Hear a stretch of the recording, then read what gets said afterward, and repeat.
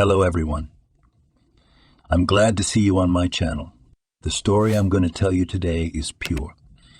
It is true that all the bad things that happen in life happen for a reason.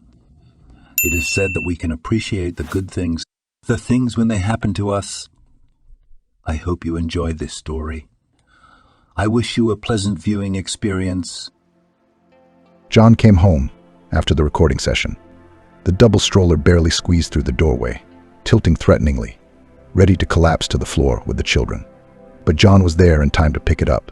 It was dirty from the recent heavy fall rains, but there was no way he would have left the stroller in the common hallway. He'd had his bicycle stolen that way once. He had no intention of taking any more risks, especially with something as important and expensive as a stroller.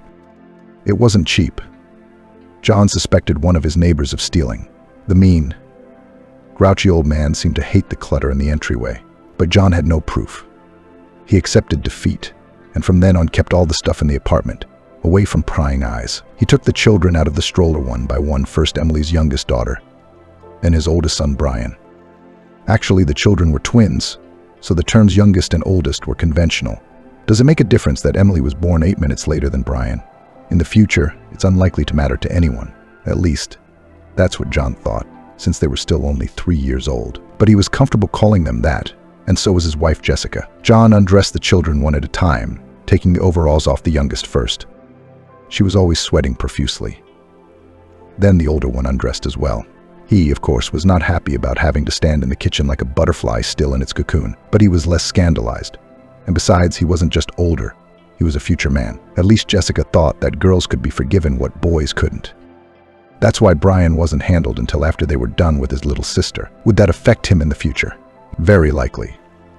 Just as Emily might be affected by the excessive permissiveness. But it's too soon to reap the rewards of that upbringing. The important thing now is to stay afloat. John changed his clothes, washed the children, and put them in high chairs. He had already worked the morning shift at the factory. John was an intellectual man, but money still had to be made. After his shift, he picked up the kids from daycare, took them for a little walk before dinner. And in about 30 minutes, he had to go to his second job. John didn't just work part-time as a laborer. He also worked at a bank as a financial advisor in the evenings. He had to leave in half an hour, and John still hadn't gotten around to feeding the kids. Jessica usually took care of the kids in the evenings. True, not all evening. The young mother didn't seem to be enjoying her new role at all. As soon as the opportunity presented itself, she immediately shifted the children to her husband, not considering the fact that her husband was incredibly tired from his 2 jobs. Now it was her time to take care of the children, and she was gone. John, heating up the food, clapped his hands together irritably. "And where's your mom? Do you know where she is?" He received only incomprehensive looks in response. Brian flapped his eyes. Emily suddenly tapped her pen on the table, apparently following her father's lead and pouting her lips. John smiled at the kids. For a split second, it was enough for him to reproach himself for blaming the kids for Jessica having them.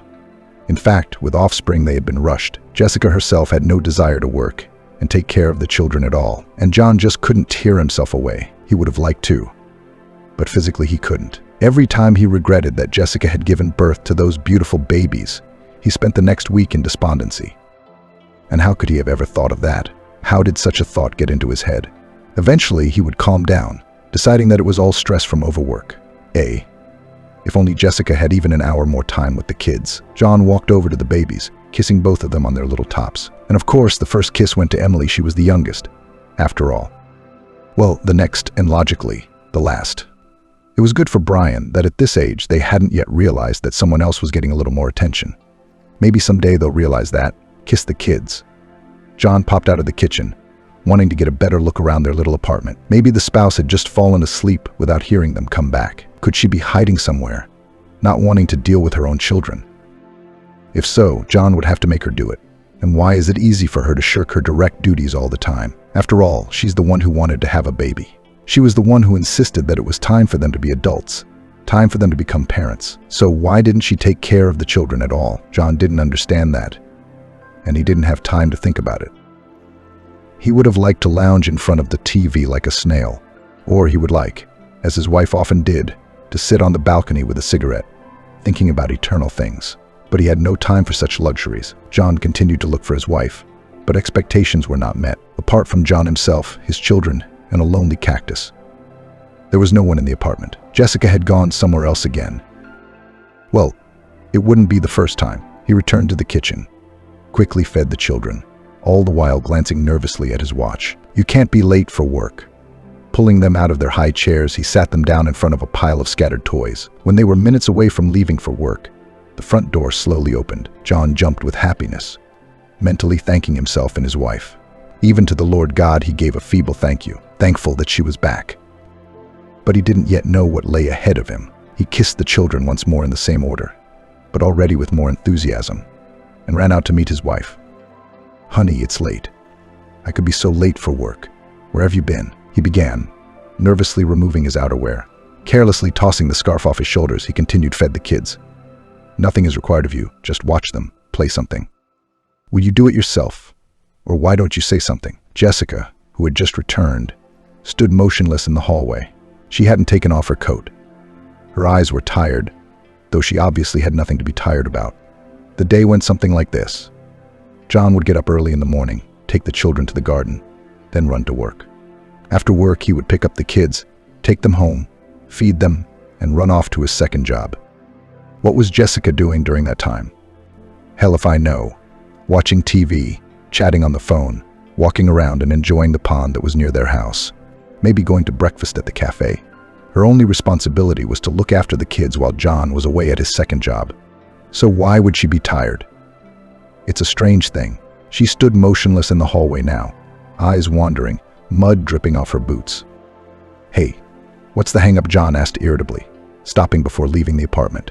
He thought he smelled some new, very strange odor, reminiscent of men's cologne. He took a sniff, but soon brushed off the strange but so intrusive thoughts. "I'll ask you again. What are you doing?" Finally, Jessica came out of her daze, her thin lips, painted with red lipstick, pressed into a tube. "I'm sick of all this," she exhaled sharply suddenly. "Tired of it. And you and your kids, too." John froze in place. Tired of it. Kids? What was she talking about? He wanted to go to Jessica, to ask her what was wrong and what exactly was bothering her. Wanted to, but there wasn't time. "No, I get it. Bad moods happen. I do, too, you know. It happens more often than I'd like. But let's not do it now, okay? Okay? I have to go to work." Contempt flashed across the young woman's face. "If you were a normal man, we'd have a normal life." John glanced at his watch once again. He should have gotten out 2 minutes ago. "Well, another minute. May I ask what it means to be a normal man?" he interjected. "What are you implying? Are you saying I don't do enough for our family? Normal men make normal money." She replied nonchalantly, "What about you? You don't have a normal job, we don't have money. Do you like living like this? We're beggars." John clenched his jaws tightly. Did he like living like this? Of course he didn't. He hated working in the factory, hated when Ashley looked pleadingly at the toy John couldn't buy. He hated being left with almost no dinner, giving everything to his wife and children, hated having to listen to his idle wife's tantrums when he was late for work. Perhaps on another day, in a different mood or under different circumstances, he wouldn't have said that. But now John was on edge. "If you, dear, could babysit your own children, I'd get a good job. You wanted those kids, remember?" Jessica's gaze became angry and cold. It seemed to John that she stiffened. He felt a chill begin to spread through the apartment. She answered him as if she were answering someone she hated with all her heart. "I didn't know they'd be so hard to deal with. I'm sick of them. I don't love them." Now it seemed John was beginning to lose control as well. His wife's words had stirred up a storm of emotion in him. Doesn't love her own children. Seems she needs to get her pretty but empty head fixed. How can you not love your own children? She is a mother, after all. How is that possible? No, John himself was sometimes angry with his children. Sometimes he raised his voice at them. Sometimes, like today, for a split second, he regretted having a family. But those thoughts weren't his. They were alien, fake, like a sugar substitute. It's sweet, but it's not sugar. Such thoughts came and went. They weren't his own. They were someone else's. And Jessica, to hear such words from his wife, from the mother of his children, was truly frightening. And he would have been then. If John hadn't been on edge then, if he'd stayed to talk to her, life might have turned out differently. But John did what he did. He walked over to his wife, took her by the shoulders, and said, "I'm a little shaken up. I'm late for work. Wish my son and daughter good luck." After saying those words, he promptly sprinted out of the apartment. From that moment on, he never saw Jessica again. She was gone. gone forever from their lives, leaving no trace. While John was at work, she obviously didn't take care of the kids. As if prepared in advance, she packed up her things and left the apartment, leaving without thinking that the 4-year-old twins were left alone in that apartment, with only a cactus. When John returned home, he found a frightening sight. Little Emily was sitting on the windowsill. God knows it was a miracle she hadn't fallen out the window, and Brian was tooling around the outlet, picking things up for her holes. The apartment was empty, as if Jessica had never been in it. John might have thought all those years together had been just a mirage, but then where had the children come from? When he came to his senses a little, he began to ask the kids, "Where's Mommy? Where's your mommy gone?" His voice sounded like he was on the verge of hysterics. Brian, who was sitting on the floor, made an incomprehensible sound, a mixture of a hiccup and a song. Emily, though 8 minutes younger, acted more mature. She stood up, arms at her sides, and replied, "Mommy's gone." Lowering her voice, she added with cruelty, "I wish she hadn't come back." She turned to her brother. "Give it to me, Brian." Brian replied with the same incomprehensible sound. Hearing Emily, John understood everything. In fact, he already knew it was going to happen sooner or later. Be that as it may, Jessica was far from being a mother. Her harsh words in their last meeting, the hatred with which she spoke of her dislike for children, was frightening. John realized that his wife had left him for good. A little later, he would find a note from her. It would say something like, "I can't live like this. I'm leaving you for someone else. My new man is better than you," and things like that. It hurt John to read it, and it hurt him to realize that his wife had left him. But that very pain was drowned out by another feeling, a feeling that was terrifying. The realization that his wife, already apparently an ex, had left their children so easily. All right, she'd left, but to leave them alone. It turns out she really hated them. Who in their right mind would leave 4-year-olds all alone? A real psychopath, no less. Psychopath, to be precise. Maybe John should have reflected a little, being alone, looking for salvation in a bottle of liquor. But he didn't have time for that.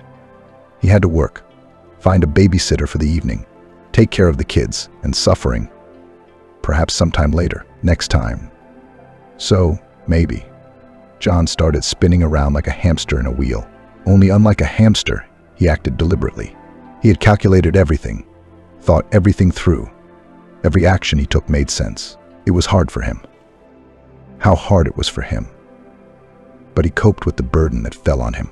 In fact, at some point he realized that it was even a little easier without his wife. Yes, he had to pay an outside woman to take care of the kids, but at least he didn't have to listen to endless reproaches, and the salary of the nanny was much less than the money that went to the whims of his wife.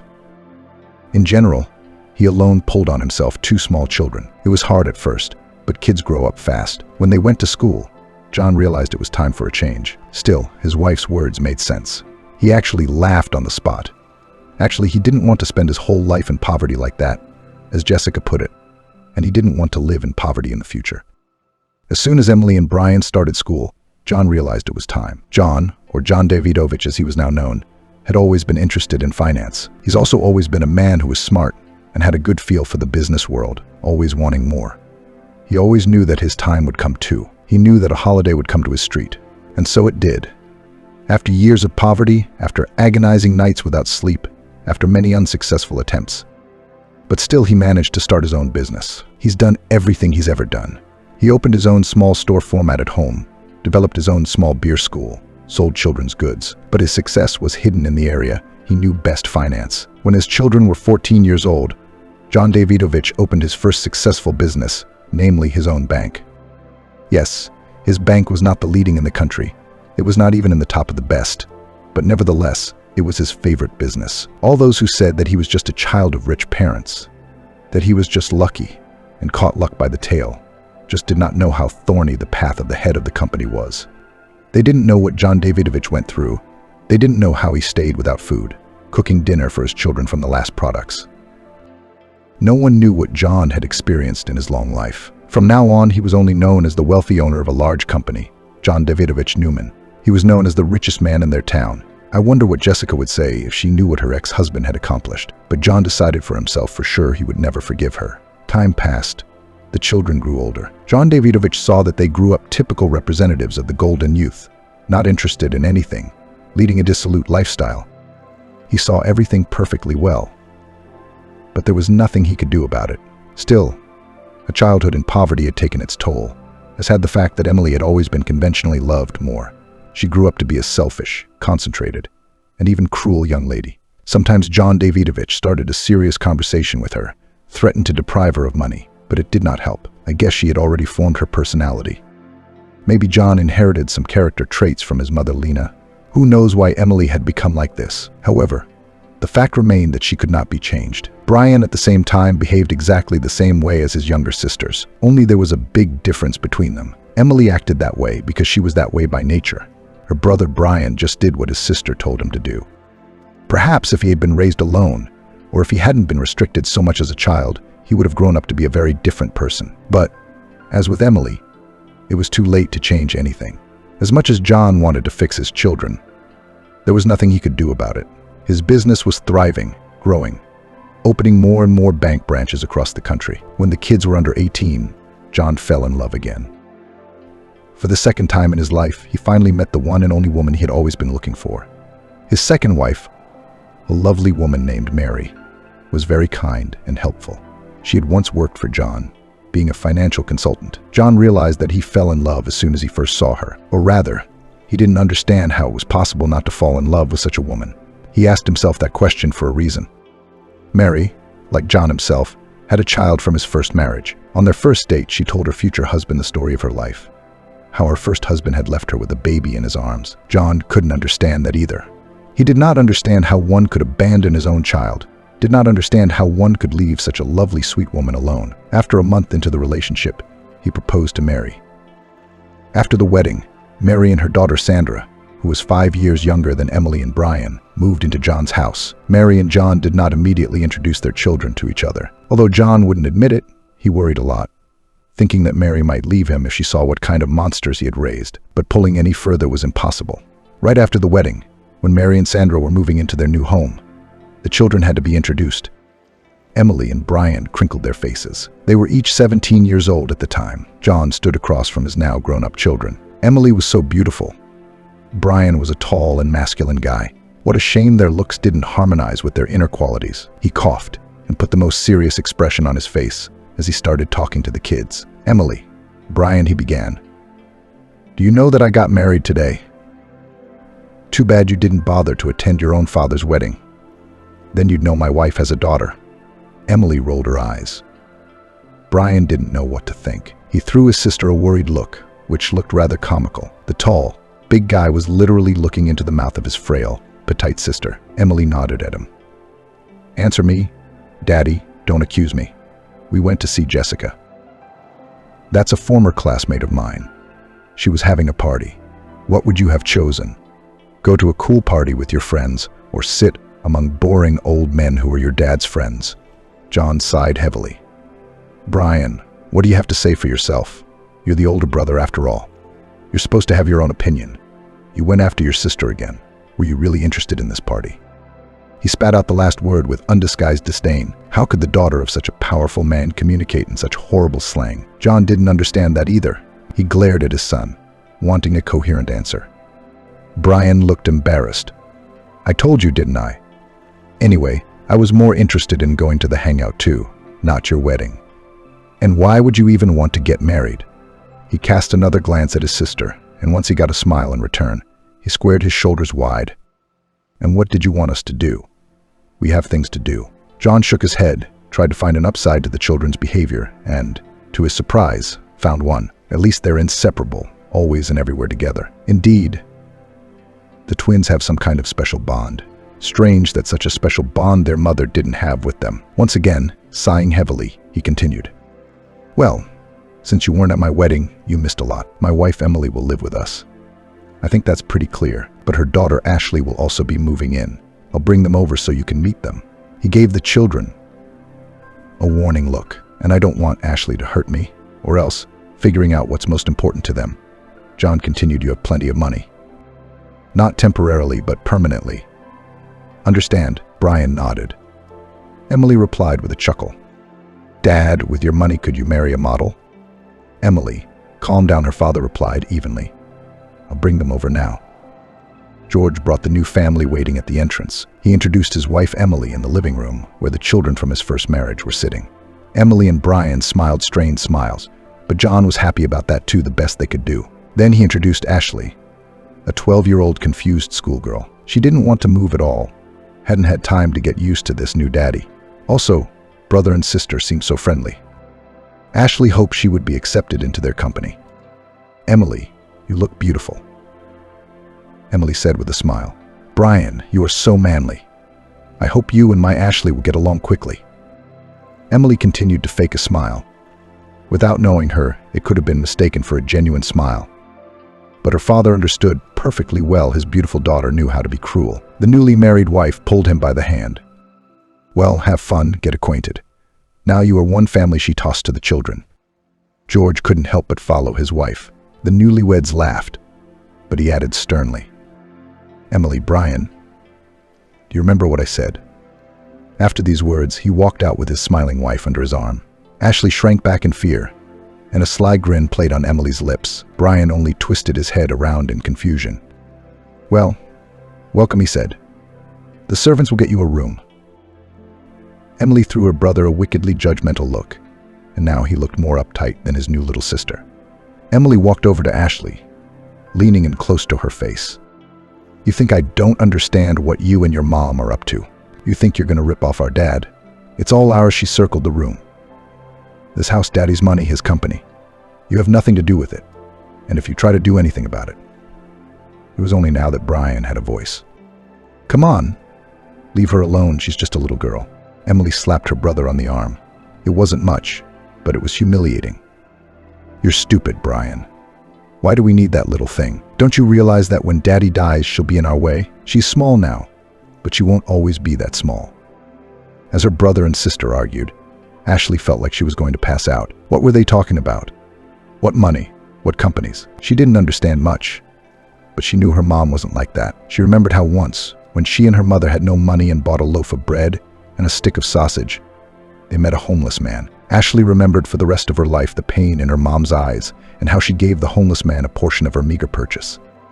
Ashley's mom may not have been a genius, but she had a pure, kind soul. Ashley knew how much her mom had loved George, and his daughter had said such horrible things. Ashley decided to stand up for her mom's honor and her own. "My mom loves your dad. I know she does, and I don't want the room. I didn't want to move in." Emily snapped back. "Shut up." Then said to her brother, "You're right about one thing. She's a juvenile and dumb as a cork for now. But when she grows up, she might realize how lucky she is. Do you realize what that means?" "Emily, that's enough," her older brother answered her sharply. "Daddy still has a lifetime to live." Emily lowered her voice and spoke through gritted teeth. "Have you forgotten what we discussed the other day?" Brian raised his hands conciliatorily, taking a wide step back as if to say that he would not participate in this conversation again.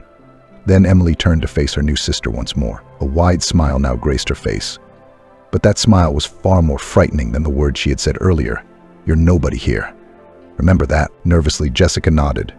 The last thing she wanted to do was fight with those awful guys. Satisfied with herself, Emily continued, "And not a word to your mom, okay? And certainly not a word to our father. When they ask you, cheerfully tell them we're friends." Jessica had already arrived, but she couldn't end this conversation on a positive note. It seemed to her that if she agreed, this Emily would soften a little. Still, she hadn't given up hope that they could be real friends someday. She replied, Okay, I won't tell anyone, I promise, and say that you and I are friends now." Emily nodded carelessly. Turning around, taking her brother under her arm, she pulled him behind her, and they fled in an unknown direction. Jessica was left alone. This was not at all how she had imagined her introduction to her new relatives. What was she going to do now? What to do to earn their favor? Jessica realized her new life would be luxurious, but not easy. George had been so preoccupied with his wife that he had overlooked one seemingly insignificant, but nevertheless important detail. Every day Emily became more and more aggressive. Could it be that at that age her mother's traits were beginning to dominate her? Or maybe it was because she had been spoiled as a child. Either way, Emily was changing a lot, but Brian was changing with her. Jessica, who had grown up under the same roof with them, was the same as she had been as a child, kind, sweet, open to the world. And she was certainly like her own mother, Mary. Mary lived a happy life as the beloved wife of a successful businessman, and George's life hadn't really changed much, except for one detail. He now started every morning with a happy and sincere smile. He had finally found the woman he had always dreamed of. The children were becoming adults. Brian and Emily had long ago celebrated their majority, but they had no plans to move away from their father. They were more than completely content with a life where nothing ever needed to be done or undertaken. John had had time to come to terms with the people he had raised. Yes, they were not at all ambitious, lazy, but they were his children, his own, and loved no matter what. Though from a woman who turned out to be a true cunt, he resigned himself to Emily and Brian living their lives. Figured maybe they'd come to their senses later. Life could have been perfect, but a few years later, grief struck the family, terrible, irreparable grief. His second spouse contracted cancer, and a year later, after a successful, as doctors assured him, operation, she died. Jessica was 16 years old when her own mother gave her soul to God. Words cannot express how much she grieved, and how the widower was grieving. It's scary to imagine. Only Emily and Brian were almost happy about the outcome. Of course, they didn't pretend to be, but they understood, and they'd never loved Mary. Nor did they love anyone but themselves. At 16, Jessica decided it was time to look for a new home, because her mom was gone. And Emily's words to her were memorable. "You're nobody here," her half-sister said to her on the first day she met her. George was surprised when he found Jessica packing her things. "Where do you think you're going, darling? I love you like my own daughter. You are my daughter now. I will never, ever let you go anywhere," her stepfather told her warmly and hugged her affectionately. Jessica cried bitterly, but not because she was sad. They were tears of happiness. She had known this before, but now she was convinced, having graduated, George, who asked to be called Daddy, was a good man. He was as kind as her late mom. And most importantly, he was nothing like his children. Jessica was happy to realize that. Time passed. Jessica and her stepfather were able to come to terms with such a terrible loss, while Emily and Brian rocked out at the never-ending parties. Jessica studied diligently, graduated from high school with honors, graduated with an externship from the university. She continued her education in the field of finance. After graduation, she began working for her stepfather's company, helping out, coming up with great ideas. George was happy. He may not have been able to raise his own children, but his stepdaughter was a smart girl. And that's not surprising. Every one of his children was like their mother. It's just that one mom was a very nice person, and the other one was the opposite. While Emily ran off to another party, Jessica was preparing a business plan. While Brian was seeing another girl off, Jessica was making dinner for her stepfather. Of course, they always had a cook in their house, but Jessica loved to please her only parent so much that she always found time to cook his favorite dish. All in all, George's children were biologically very different. He loved Emily and Brian, of course, but Jessica was different. The financial empire was growing. George's family was getting richer and richer, even though they didn't seem to be getting any richer. However, this did not bring him any joy at all. As it turned out, no money will not bring proper pleasure. If the heart is a little shaky, aching, pulling, making him freeze on the spot, expanding his chest with the palm of his hand. At first, accustomed to his good health, George did not think it was serious, but after one particularly severe case, he realized he couldn't drag it out any longer. He tried to get treatment, but nothing helped much. Every day, the elderly businessman felt worse and worse. At first, he tried to fight his disease, but everything was in vain. Then he was able to accept that he would soon die. It couldn't be said that he was very worried about it. On the contrary, he knew that he would soon go to his beloved on warm and fluffy clouds. In any case, he wasn't worried about himself, but here were the children, his own and beloved children. What to do with them? About Jessica, he did not worry at all. She's a smart girl. She could be trusted. But what about Emily and Brian? Could they survive without him, without his money? Would they be able to run the company with dignity after he died? So their father decided to have a serious talk with them. George spotted the older children from a distance. Both of them were standing on their wide-open balcony. He watched them through the panoramic windows, unable to admire how beautiful they had grown up to be. Except that beauty didn't get you much in this life. He knew this life. He went to the balcony, wanting to have a serious talk with them. He opened the balcony doors and froze in amazement. Neither Emily nor Brian noticed him, continuing to carry on a conversation he was uncomfortable with. "He'll die soon," Emily said dryly, not looking at her brother. She was almost hanging over the balcony, probably enjoying the view of the waterfront. And nothing, Brian tossed carelessly. Unlike his sister, the views of the big city didn't interest him. He looked up to her, his younger but, he thought, so smart sister. He always obeyed her in everything. You might say he was at her beck and call. Did he like it? It's doubtful. But since he was a child, he'd gotten used to Emily being the most important person in the family. Who knows? Maybe if he had at least tried to change, his fate wouldn't have been so dire. But at that moment, no one knew how things would turn out. They couldn't know that. Emily shrugged squeamishly. Brian, you're such a dumbass. When Dad dies, do you realize what's going to happen? The whole firm will be ours. Do you realize how much money that is not the pennies he gives us? We'll live like kings. Brian shrugged. And Jessica? She's our sister. You fool. Emily elbowed him in the side. He bent over in surprise. She's nobody to us or Daddy. She's out of here.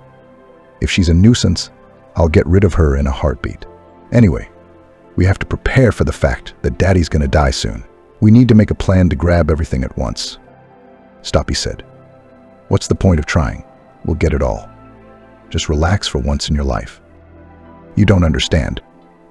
I have big plans. What kind of plans? You don't need to know that. Just know that things are about to change. A new life is waiting for us. George clutched at his heart. He left the balcony as quietly as he had come in. From that moment on, he realized that it was useless to talk to the children. He grinned sadly. I thought they had no ambition. Emily has her own plans. Thinking about it, he dismissed all thoughts of talking to the children. It was pointless. There was only one thing he had to do before he died, and that was to keep Jessica safe. Fortunately, he was far from stupid. George died easily, and he was gone in literally 1 second. His heart gave out and just stopped. Who knows where he is now? Wherever he is, he's clearly in a better world. A world his children are not allowed to go to yet. Brian and Emily didn't find out right away. They flew to the ocean together. As they had told their father, gone for a little vacation. He grinned, what are they resting from? All in their mom. But their father didn't wait for his children. He died just as Emily and Brian sat at the bar sipping cocktails, though if they'd known about it right away, they wouldn't have stopped partying. More likely they would have ordered another round. Jessica was the first to know. She'd gotten home from work later than usual, and she wanted to see her stepfather as soon as possible, to tell him what idea she'd come up with during lunch. She went back to the apartment, burst into George's office, and fell to her knees in front of his breathless body. That's how she found out that he had died one night in his office. Jessica didn't know what was going to happen next. All she knew was that nothing good was likely to happen in her life. Jessica immediately called her half-sister, telling her that their father was gone, told her that she had already made funeral arrangements. She wanted his children back in town as soon as possible, to have time to do everything by the book. But Emily had her own plans for her own father's death. Dead? Really, Emily grinned. She was hard of hearing. Nearby, happy music was blaring.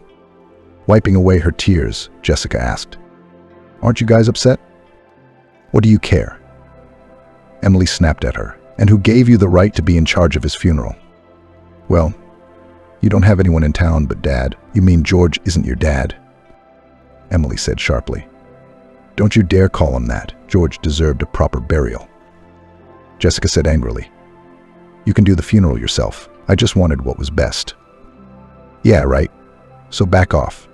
And finally, don't touch our father again, she thought for a moment. After a few seconds of silence, the music stopped. Apparently, Emily had decided to go somewhere more private. Anyway, that's it. Dad's gone. There's no point in you and me hanging out anymore. Brian and I will be back soon, and we'll take care of the funeral. In the meantime, pack up our house so you're not there when we get back. Got it? Jessica was surprised, of course. She'd known this was going to happen, and not just knew, but was even prepared for it. In fact, she wasn't the only one who had prepared. George knew it was going to happen too. That's why he'd bought Jessica a separate apartment a few years ago, just in case. But while her stepfather was alive, she wanted to spend as much time with him as possible. Well, there's nothing else for her to do here anyway. All right, how you get organized? Let me know, Jessica replied. I will. Emily said sharply, then ended the conversation. Jessica took her time gathering all her things. Emily's voice sounded quite aggressive, but Jessica knew they weren't coming anytime soon. The only thing she cared about right now was making sure the funeral went well. Taking all of her few belongings, she drove to the apartment her stepfather had once given her. Once inside, she couldn't hold back her tears. Everything was so sterile, so empty. Still, she missed George dearly. She quickly unpacked and waited for Emily to call. The most important thing now was to give her father a proper burial. But Emily didn't call. She didn't call the next day or the day after that. Jessica couldn't find a place to be. As if in agony, she paced around her new apartment, sensing disaster approaching. Anxiety settled in her mind thoroughly, and probably for a long time. She had already buried her mother. Burying her stepfather was much harder. When her mother died, she'd had support. Now, she had no one. Jessica was reeling, lying awake at night, thinking, and thinking again about what would happen next. How would the funeral go?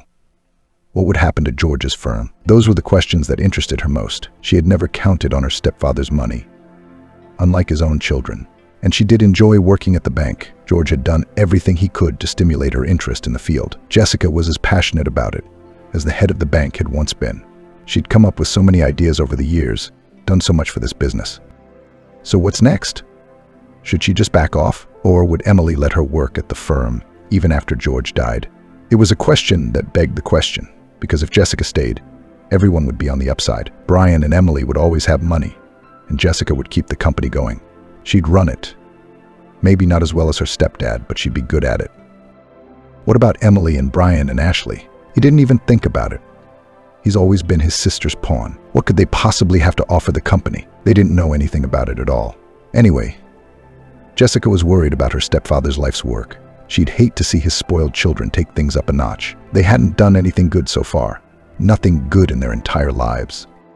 Jessica jumped in her seat in surprise. Her cell phone rang, and she immediately rushed to answer it. She was sure it was Emily calling. She'd already organized the funeral, Jessica decided, but she was sorely disappointed. After all, it was just one of the company's top managers calling. She reluctantly answered the phone. "Jessica, where are you?" Max, the bank employee, asked her. He and Jessica were about the same age and type. The kid was as passionate about his job as she was. He was on George's good side. Jessica's stepfather had once even said that Maxon reminded him of himself when he was younger. Jessica and Max had a good, trusting relationship, so she wasn't too surprised by the question. "At home, or rather, in my apartment.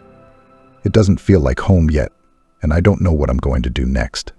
Emily still hasn't called. I don't even know if I can continue working. I don't think I'm welcome there anymore. Emily is his daughter from his first marriage. What does she care? I've been working for your stepfather for 8 years, and I've only seen her a couple times. She's an heiress, like her brother Brian." "Aren't you an heiress, Jessica?" He's a little hesitant. "Well, it doesn't matter. Where are you?" "I already answered that," she said irritably. "At home. The funeral's about to start, or she's at home." She almost dropped the phone from her hands. The funeral. Maxim locked up for a few seconds. "They didn't even tell you, did they? All our people have already arrived. All the relatives, too. Except for his own damn daughter. How can you not come to the funeral?" Jessica didn't even realize it. All this time she'd been waiting for Emily to call, waiting for her to tell her where and when the funeral would be held. Of course, Emily wasn't a broad, kind-hearted person. But it seemed to Jessica that even she wouldn't have allowed herself to not invite Jessica to the funeral. How could that be? She decided to elaborate. "I'm sorry, are you sure?" "Well, my stepsister was supposed to call me, but she hasn't called Jessica yet." "Do I look like an idiot?" he asked, offended. "Sure, I'm sure. I don't know. Maybe she forgot to tell you. Anyway, it doesn't matter. I'll send the address in a message now. Get dressed quickly and come over." Jessica put the phone down, then picked it up again to throw the gadget at the wall with all her might. Emily couldn't. She simply had no right to do that. She'd already kicked Jessica out of the place she considered home. All through Jessica's childhood, those details had kept her from forgetting that she was a nobody in this house, that she was an extra. Wasn't that enough? Was it necessary to humiliate her further? Now it was so necessary to morally finish Jessica, who was already deprived of all loved ones. Jessica pressed her lips together and began to pull on the mourning dress she had prepared in advance. Let Brian and Emily hate her, even though there was nothing to hate her for. They may say mean things about her, gossip about her, and deprive her of all the pleasures of life. But Jessica will come to her stepfather's funeral. It can't be otherwise. She wants to say a proper goodbye to the man who gave her everything she has now. Jessica arrived at the cemetery for the funeral service. She made it in time after all. She walked quietly into the church, stopping at the side. Immediately she found her half-siblings with her eyes. Emily was sobbing so feebly, so theatrically. If you didn't know her personally, you could probably believe her suffering. But if you knew the hypocrite better, it was clear that it was all a circus. Brian stood not far from his sister. His gaze was aloof, lost. He didn't have that talent for acting. Unlike his sister, he didn't even pretend that his father's death had upset him. It was obvious that he just didn't care. The farewell to the deceased began. Some people kept coming up to George. Some Jessica knew, some she was seeing for the first time. Emily came up to him. She kissed the deceased, but could not hide her squeamishness. Employees came up, distant relatives, all saying goodbye to this, without exaggeration, amazing man. Jessica felt a special kind of emotion. It seemed that only now she realized that the stepfather, whom she had thought of as her own father for many years, was dead. Tears sprang from her eyes. Her hands were shaking. His voice echoed in her head. Memories began to flash before her eyes. Here he was teaching her to cook. She was 13. Here he is tenderly hugging her after her mom's funeral. Jessica felt sicker than she had ever felt before. Sobbing bitterly, she took an uncertain step toward the casket. Took a second, a third. She almost reached it. Saw from afar his face so changed after death, when suddenly someone roughly yanked her arm. "Where are you going?" hissed Emily at her, who had crept up behind her. Jessica couldn't see her half-sister's face from behind a veil of tears, but she was sure she was grinning evilly. Jessica yanked her arm as if from fire. "Let go. I want to say goodbye to Daddy." Emily retorted, "He's not your father." She raised her voice, glaring contemptuously at the crowd. "Did anyone invite you here?" The people arriving at the funeral whispered, all eyes turning to the two half-sisters. From the crowd came, "Who's that other girl?" Jessica twitched her hand, answering not only Emily, but also those who apparently doubted her. "And I'm his stepdaughter," she said, flapping her nose. "George was like my own father to me. I loved him as if he were my own. He loved me like his own daughter." Emily wrinkled her nose. "Are you saying my father loved you more than he loved us?" She emphasized the last word especially. "Emily, what do you think you're doing?" Jessica lowered her head. "I said no such thing." The same voice came again from the crowd, more insistent. "Who is she?" John only had 2 children. Emily smiled victoriously, but quickly pulled herself together, pulling on the mask of a daughter suffering over the loss of her father. At that moment, as always, Brian came to his sister's rescue. He walked over and gently took Emily under the arm, as if bringing her back to reality. His look said, "You're allowing yourself too much. Understand, you're in grief." Emily shook her head, but kept Jessica from approaching the dead man. "You weren't invited to the funeral." She turned her back to the visitors. "This is his second wife's daughter. I think you realize she's just playing around right now. This wench is pretending to be upset about her father's death. She always wanted only one thing, his death, to get his money." Jessica couldn't hold back any longer. Her voice trailed off into a scream, her eyes red with tears. "Shut up. It's you who drove your father to it. It's all your fault," she screamed hysterically. But Emily in this battle was impossible to win. She retreated theatrically, falling into her brother's arms. "Brian continued the act we all know, Jessica. Don't you dare make a play here. You're the one who got on his nerves, driving him crazy. You wanted him to die so he could inherit. Go away, you have no right to go near him, you don't belong here." Jessica, crying with pain and resentment, fell to her knees. She knew that Emily and Brian were unsociable, but to be so, all she could say was, "None of this is true." But neither Brian, Emily, nor the others at the funeral cared. Finishing her theatrical sobs, Emily repeated, "Get out before we call security." Jessica couldn't find the strength to get up from her seat. Then Mike came over to her, picked her up by the shoulders, and said quietly, "We better leave now." And the bank's best employees, the deceased's favorite adopted daughter and devoted employee, left the funeral together. They didn't know what the others would think, but they knew one thing for sure: Emily and Brian were dangerous. It was best not to clash with them. Jessica had barely recovered from what had happened at the funeral. In fact, Emily's words hadn't really hurt her. She'd long since gotten used to George's children being unpleasant people. But the fact that she hadn't been able to say goodbye to her father had finally finished her. Jessica lay on her bed until the evening, not thinking about work, especially after what Emily had said. Many of the staff had seen the altercation. Jessica realized whose side they would take. She had no doubts George's own children, of course, not hers, who was nobody's child. Jessica stopped leaving the house, didn't answer her cell phone, not even Mike. He convinced her that she thought poorly of the staff, that everyone understood. But she didn't care about that. Not only had she lost her father, she'd lost her footing in life. After the upheaval, she didn't want to live, but she understood. Emily stared sullenly at her rival. After all, that was exactly what she thought Jessica was, and she looked at her angrily. Jessica didn't care about that for the most part. She didn't even know why she'd come here. She had already received her inheritance and had gotten it years ago. Why had her stepfather put her name in the will? She looked away boredly. The last thing she'd ever cared about was money. Jessica had always been indifferent to wealth. For once, so had her mother. It was time to read George's will. The notary began to read, and then he decided to add, although we all know exactly what we are here for, to find out who will get his empire. A wave of goosebumps ran down Jessica's back. The notary seemed to be just like them. There were nasty, gloating smirks on Emily and Brian's faces. Jessica just didn't understand how anyone could treat her own father like that. She wanted to stand up and punch those two in their insolent faces, but she could control herself. She wanted to leave this place as soon as possible, go home and lie in her warm bed for a week. Could we hurry up? She froze like she was itching. Let's dispense with all these letters and parting words. All right, the notary shrugged. What do you want from me, Emily Georgievna? Just tell me already that you got the damn company, and we'll leave this place in peace.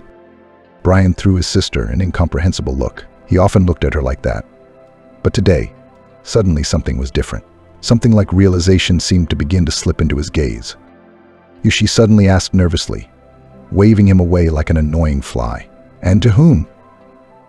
You. To us, the smitten one, Brian exclaimed. Actually, that makes two of us. How about that ignoring her brother? She turned to the notary. Read already who and what got what. Ida. Is she? Emily pointed her hand at Jessica. Need one here. The notary smiled coldly. Actually, you could say she's the only one needed here. He rummaged through the papers for a couple seconds, then pulled some sort of document out of there. Jessica Yakovlevna is the testator. That is, George bequeathed his company to you. You are now its full and sole owner.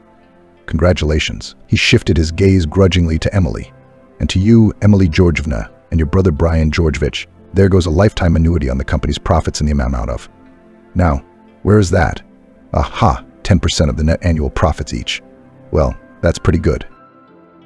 Jessica's mouth dropped open in amazement, and Emily jumped up sharply from her seat, as if she'd been pricked. In one wide stride, she was at the notary's side, and with a sharp mechanical movement, she snatched the paper from his hands. After reading the document, she tore it in two and howled like a she-wolf. No. I'm annulling this nonsense. Brian jumped up, following his sister. He squatted down and tried to reunite the torn fragments. Emily had turned maroon, her hands clenched into fists. Brian couldn't seem to believe it either. Jessica remained sitting still.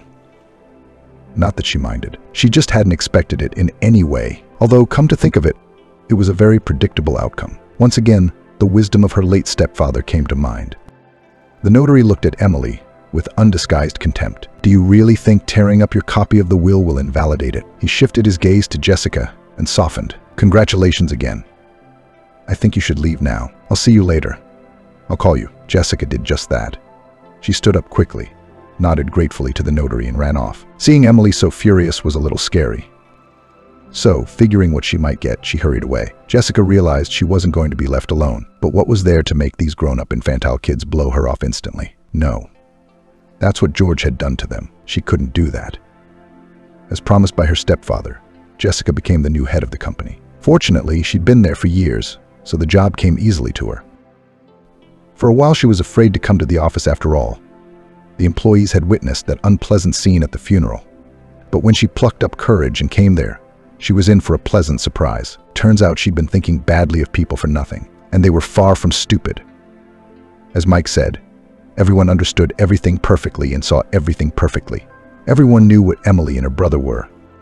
And they also knew what Jessica was: smart, calm, calculating, and ambitious in a good way.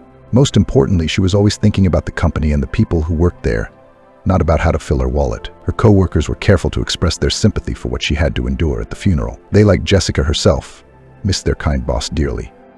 Jessica was glad to be back to doing what she loved. To distract herself from her grief, she immersed herself in her work, until one day something happened that turned everything upside down. That day, Jessica stayed late at the workplace, as she always did. Most of the staff had already left the office, leaving only the security guards and janitors. She sat in the soft light of the desk lamp, bent over a pile of papers, when there was a knock on the door.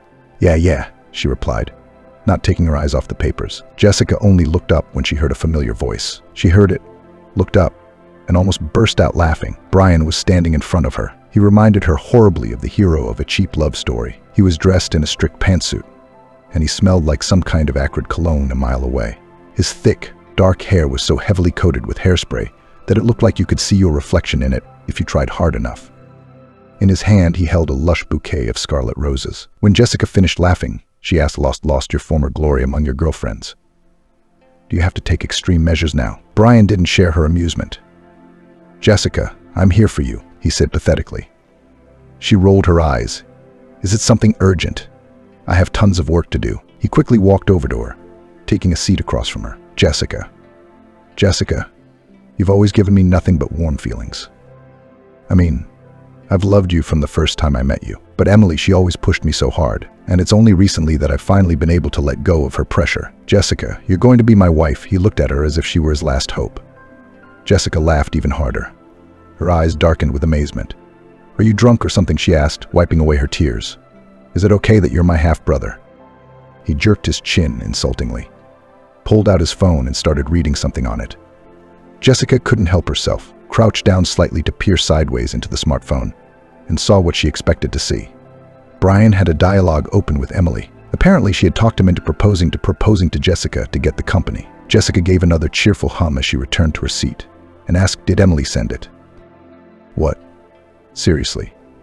You think I'd fall for something like that? Brian continued to read the instructions his sly sister had sent him. I've always loved you, believe me. Really, she replied in an already calmer tone. Yeah. That's why I've always felt that way about you. Marry me, in short. I love you. Jessica rolled her eyes. She had thought it was very funny at first, but now it was slightly annoying. Jessica picked up the stack of papers in her hands, slammed them down on the desk to get them level, and rose to her feet. Okay, I'll give you an answer tomorrow, she said to herself, as she headed for the office exit. And what you came up with, or rather, what Emily came up with, is the stupidest thing I've ever seen in my life. Emily seriously thinks that if I marry you, she can take over the company.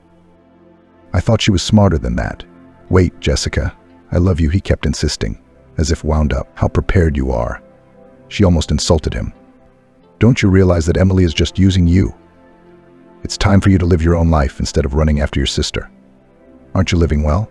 Isn't it enough for you with the money you have? You don't even work. But why do you need this company? Don't you realize that you'll just ruin it, ruin your father's business and career? 1,000 people will lose their jobs. And most importantly, you'll still have no money, because the company will no longer exist. With that last sentence, she left her office, leaving Brian all alone. The next day began with news that would make your hair stand on end. Sitting in the holding cell, Jessica just couldn't believe that all of this was happening to her in real life. She slapped her legs, shook her head, tried to wake up from this horrible, unthinkable nightmare. But it wasn't a dream at all. It was reality. The morning after the scene described above, when Jessica left Brian in her office, his corpse was found there. The police had been at Jessica's office since early morning, as she was the last person to see Brian alive. After asking a few questions about yesterday, she was promptly arrested. Of course, Emily had set the whole thing up. She told the police that her brother had gone to propose to Jessica. Apparently, he overdid it, and she killed him. The snake. Jessica partially corroborated that story. She said that Brian really came to her and proposed marriage, but she firmly refused. She recounted Emily's scheming. She told her that Brian couldn't really love her. He couldn't love at all. She told the investigation her version of events, assuring them that she was the first to leave the office and that he was alive and well when she left. She called for interviews with security guards, cleaners, sect footage, but strangely, all the tapes were missing, and the guards and cleaners only saw Jessica leaving. No one saw Brian that night. There was no evidence of her innocence, and she was charged with murder. Jessica's last hope was a lawyer. Who knows, maybe he'd be able to unravel this convoluted case. At least she was counting on it. Nathan, a young but already successful lawyer, arrived at the detention center. He had already had a chance to talk to his client. Jessica seemed very nice. So nice that it was obvious to him that she was not a murderer, so he had to find out who was behind it. After studying the case of this strange family, he had little doubt in his hunch. Emily, it seemed this girl was not as simple as she wanted to appear. He was almost certain that it was Emily who had framed his client, but there was no proof. Nathan arrived at the bank office. He did not hurry to go inside, because he knew that the devil was in the details. He began to walk around the tall building and examined it with concentration. To the others, he looked like a mere gawker, but he was the only one who knew for sure that he was about to discover something. He walked around, stood at the entrance, eavesdropped on the conversations of the employees who went out for a smoke break. I think he'd gotten his first clue he'd been able to eavesdrop. It turns out that one of the janitors in this building died the same night Brian did. The employees who were so happily savoring the gossip had already left the company. Damn, that's 2 deaths in one night. How does that happen? The office plankton didn't understand it, but Nathan knew for sure. It was all someone's plan. He decided that he would deal with the death of the cleaning lady, and later he just had to find something else. Think, he told himself as he walked past the local dumpster, until one interesting detail caught his eye. Next to the trash cans there was a huge, even gigantic, pile of clean white paper, unused reams, many unopened, fine paper. Nathan knew from his experience in office work that paper was never scarce. So what had happened? And who had thrown away such wealth? He realized that this was another clue, which meant that he had to move on and unravel it. He went into the office and began to have conversations that were not obligatory, as his interlocutors thought, but very important for Nathan. One of the employees complained that they had just recently ordered some paper. The box was in the basement, but it was empty, and where had all the contents gone? The employee did not understand. Nathan, on the other hand, understood immediately. It remained to find out how the cleaning lady had died. I think he had already found out the rest. It was the day of Jessica's trial. The poor woman sat in the dock, wringing her hands, and the family's chief demon was smiling slyly, despite all his talent for acting. Emily couldn't hold back. Just a little more, and she'd have Daddy's company in her pocket. Or rather, that's what she thought until she opened her mouth. The protagonist of the trial, the young lawyer Nathan, stood up, intending to present his evidence. Fortunately, he was well prepared. He replaced Emily with an attentive stare, thinking she didn't even realize what was waiting for her. What naivety! After introducing himself to the court, he began his statement. How odd that the video camera footage was erased. Don't you think? And no one knows who could have done it. No one except the security guard who handled them. He cast a glance at Emily. Strange, isn't it? The judge didn't change in his face. What are you getting at? Explain your position. Nathan continued. What's also strange is that the office was just ordered blank paper, several hundred reams of it. The box was taken to the back room, but the paper was thrown away. Why order paper and then throw it away? So something in that box was brought into the office instead of paper. Or rather, someone... Emily jumped up from her seat shouting, "Objection," but the judge quickly calmed her down. It seemed that now everyone who had been accusing Jessica began to have a momentary epiphany. Satisfied with the effect, Nathan continued, "It's also strange that an elderly cleaning lady died the same night. The killer apparently did not expect the poor old lady to undergo an autopsy. But I arranged it. Galina Sergeyevna Arkhipova, a cleaner at the company's central office, who died the same day, was injected with a solution of a drug that causes instant cardiac arrest. But the strange thing is, the forensic examination established that her death occurred as early as 19, but she was seen leaving the building at a much later time at 22. And, to be precise, all the security guards testified to that. Accordingly, we can assume that it was not the cleaning lady at all, but someone who disguised herself as her." The judge stepped forward. "And what is your theory?" "Emily George May Feldman, daughter of the late George Feldman. I couldn't accept that her father had bequeathed the company to her half-sister. So she talked to her brother Brian. She lied to him that Jessica had forbidden them both to come to the office. She made up that little lie to convince him. They need to get into the building undetected. To that end, she killed the cleaning lady by injecting her with a drug that caused cardiac arrest, and after her death, she stole her clothes and changed into them, pretending that she was the cleaning lady Galina. Also before that, accepted a paper delivery from a courier, pretending to be an office employee. She then used forklifts to dump all the new reams of paper into a distant landfill, and in the box of paper she sat her brother, whom she had ordered in advance to propose marriage to Jessica, allegedly to get her father's company. But Emily Georgiana had plans of her own. No one suspected the two of them had infiltrated the office. Ashley was disguised as a cleaning lady and was carrying a plywood package in front of her on a platform, ostensibly about to throw it away. But Brian was hiding inside. Emily sent Jessica's brother into the study, and when she left, she ruthlessly murdered her own brother by hitting him over the head with a heavy paperweight. She then went out the back door by getting the keys from the same cleaning lady, having previously deleted all the videotapes, while the guard went out for a smoke. Poor Gloria's corpse she changed into her regular clothes from her locker. That's why the guards thought the old woman had just had a heart attack in the room where she was changing after her shift. Emily George tricked her brother. She planned this brutal murder in advance.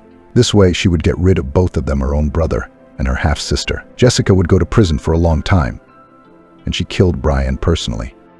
Figured she'd get the company all to herself. Immediately after his speech, Brian provided the court with all the evidence it needed, and justice was served. Emily was accused of 2 murders, one of an elderly cleaning lady and one of her own brother. Jessica, to her great relief, had all charges dropped. Now she was free again. Walking out of the detention center, where she had been transferred after the trial and given her personal belongings, Ashley took a deep breath. Freedom.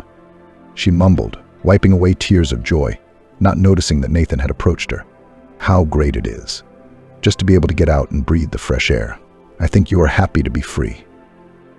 Ashley smiled happily. You have no idea. And it's not just that I've been cleared of the charges, she admitted. I'm truly free now. Emily's been keeping me alive. She's been holding me back since I was 12. Brian. I'm sorry he's gone. But hell, they're finally getting what they deserve. Only now was she scrutinizing her lawyer, the man who had saved her, who had done his job professionally. She smiled at him and thanked him sincerely. It seemed Nathan was even happier than Ashley was. It was this girl who had done it. She did not leave him indifferent. Ashley, would you like to go out with me? Ashley laughed merrily. I would love to. Nathan laughed after her, and they both walked away from this scary place, from the intrigues and from the cruelty that had haunted poor Ashley all her life. At that moment, she was just enjoying her life and had no idea that she was walking beside her future husband, that in a year she would give birth to a beautiful son, whom she would name, of course, after her beloved adoptive father.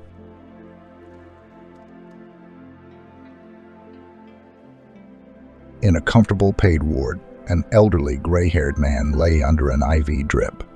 His face was contorted with pain. The door opened and Emily's daughter walked in.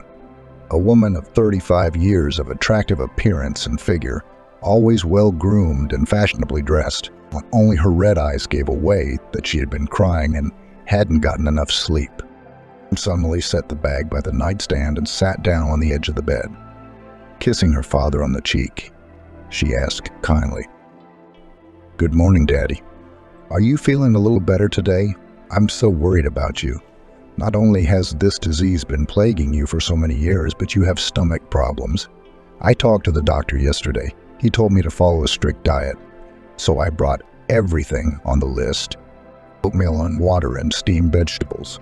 No meat for now." Ben's face at the sight of his daughter immediately brightened. Even the pain seemed to have receded. He replied, "Thank you, Sunshine, for caring. You are the only one I have left, a light in the window. I don't feel like eating yet. Maybe later. Why don't you tell me how things are going at the bank? What's Jason saying? Did he do the deal like I told him to? Are you okay?" Emily started to talk about the situation. "Don't worry. Jason's working. He's not home much. He's got reports or business meetings, or whatever. He's complaining that he's never officially made bank director. He doesn't like the fact that I work by proxy too. I'm going on a business trip in a couple of weeks to negotiate the delivery of tomographs. So far, so good. I wish you'd get better soon, and it would be wonderful." William stroked his daughter's arm and said, "Don't let Jason take his time. It's too soon to write me off.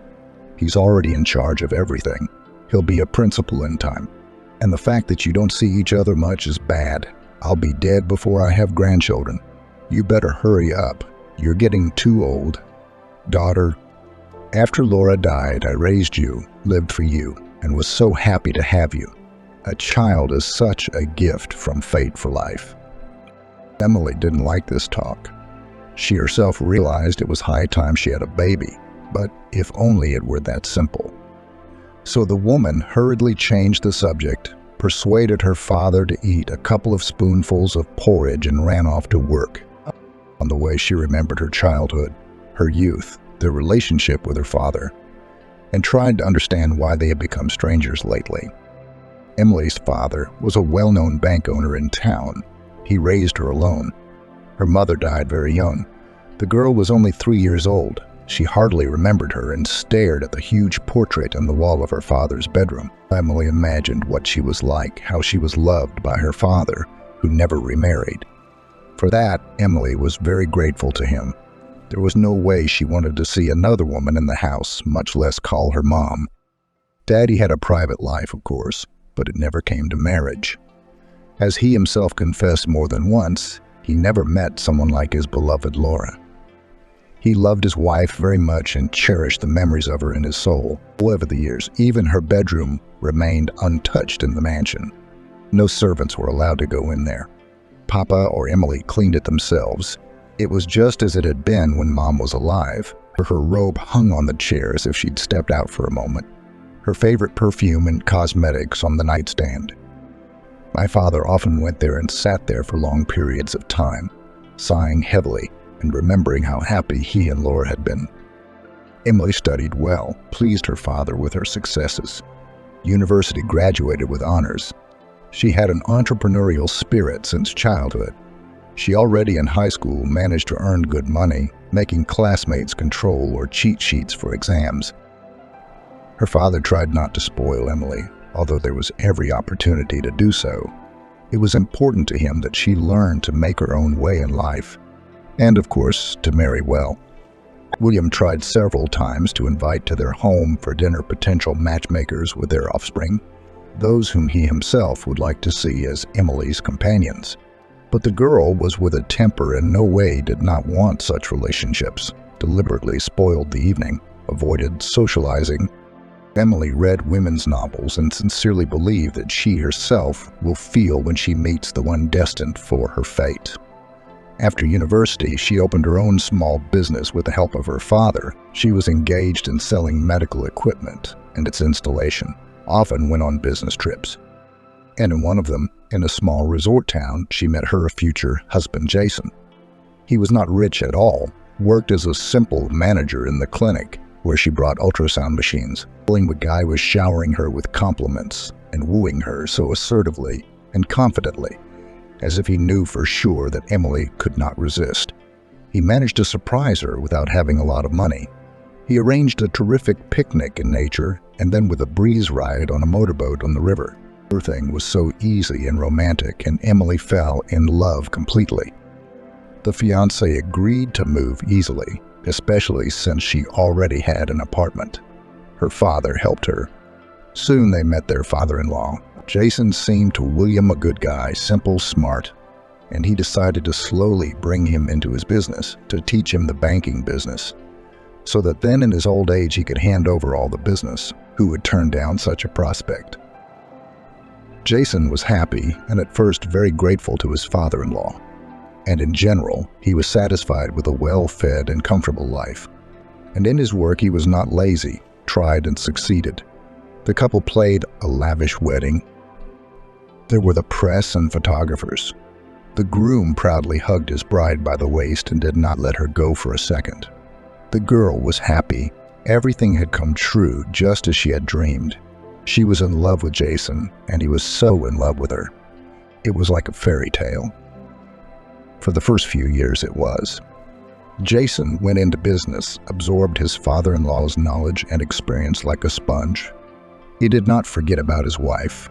They often went on vacation together. He ran home from work to his beautiful wife. After all, in fact, everything that he had, he was directly indebted to her. But as you know, everything gets old. And after 5 years, Jason began to change.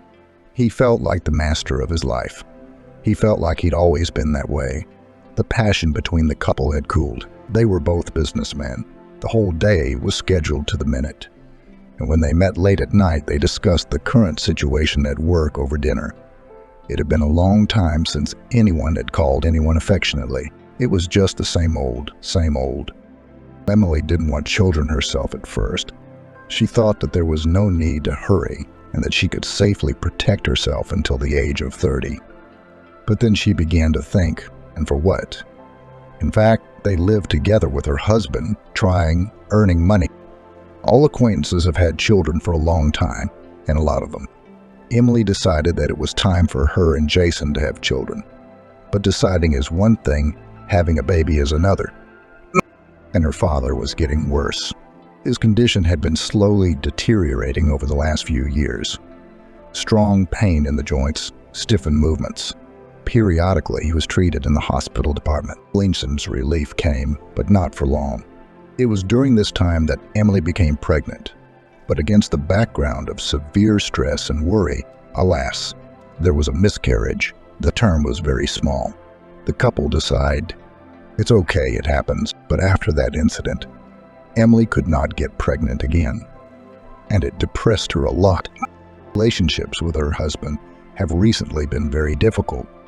It was as if they were reluctant to communicate with each other. Her husband kept resenting the fact that he had to work by proxy.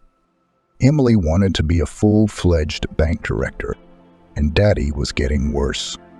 It seemed that all his chronic diseases had worsened and decided to attack his whole body at once. Emily had heard many rumors behind his back that Jason was truant. The secretaries and the accountant had hinted about it more than once, but the woman didn't believe it. There were no obvious signs of infidelity. Although their relationship had fallen apart, all families go through crisis periods. You just have to get through it. She arrived home in the evening, much later than her husband. There was a lot to do. He tried to fry eggs, but almost burned the frying pan, threw it in the sink, and shouted, "Emily, where the hell have you been? Your beloved husband came in hungry and the fridge is empty. How long are you going to live like this? I'm sick of it. Maybe it's time you started working on your home instead of staying in your office all day and night." What a businesswoman. The woman took offense, opened the window wide open, waved a towel to get the fumes out quickly, and she became indignant. "Good evening to you too, sweetheart. You're not a little kid, and it's not my fault that you can't handle scrambled eggs without starting a fire. You could have ordered dinner at a restaurant, and the fridge isn't empty. There's soup and cutlets in there. You could have heated them up. You can't blame me for my job. I like it, and I'm not going to give it up. You're not home all day either. So what? I'm supposed to sit in four walls by myself. If we're going to make a change in our lives, it has to be a big one for both of us. Would you at least ask me how my day was, how my dad's feeling? I'll get you dinner. Wait half an hour." She got up and started cutting vegetables for the salad and heating up cutlets. Her spouse sat down at the table and tried to smooth things. "I'm sorry, Emily, I'm wrong.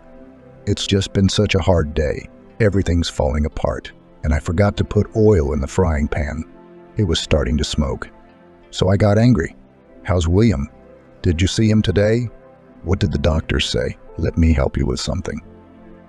Handfuls, the woman did not know how to be angry for long. She kissed her husband and replied, "No, I'll manage on my own. We'd better drink some wine. We both need to relax a little. It's not an easy time.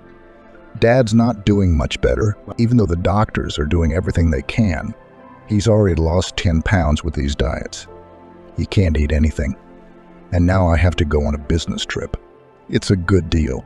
What about Dad? I don't know yet. You're at the bank all the time, and Daddy needs to see you every day. He needs attention, you know?"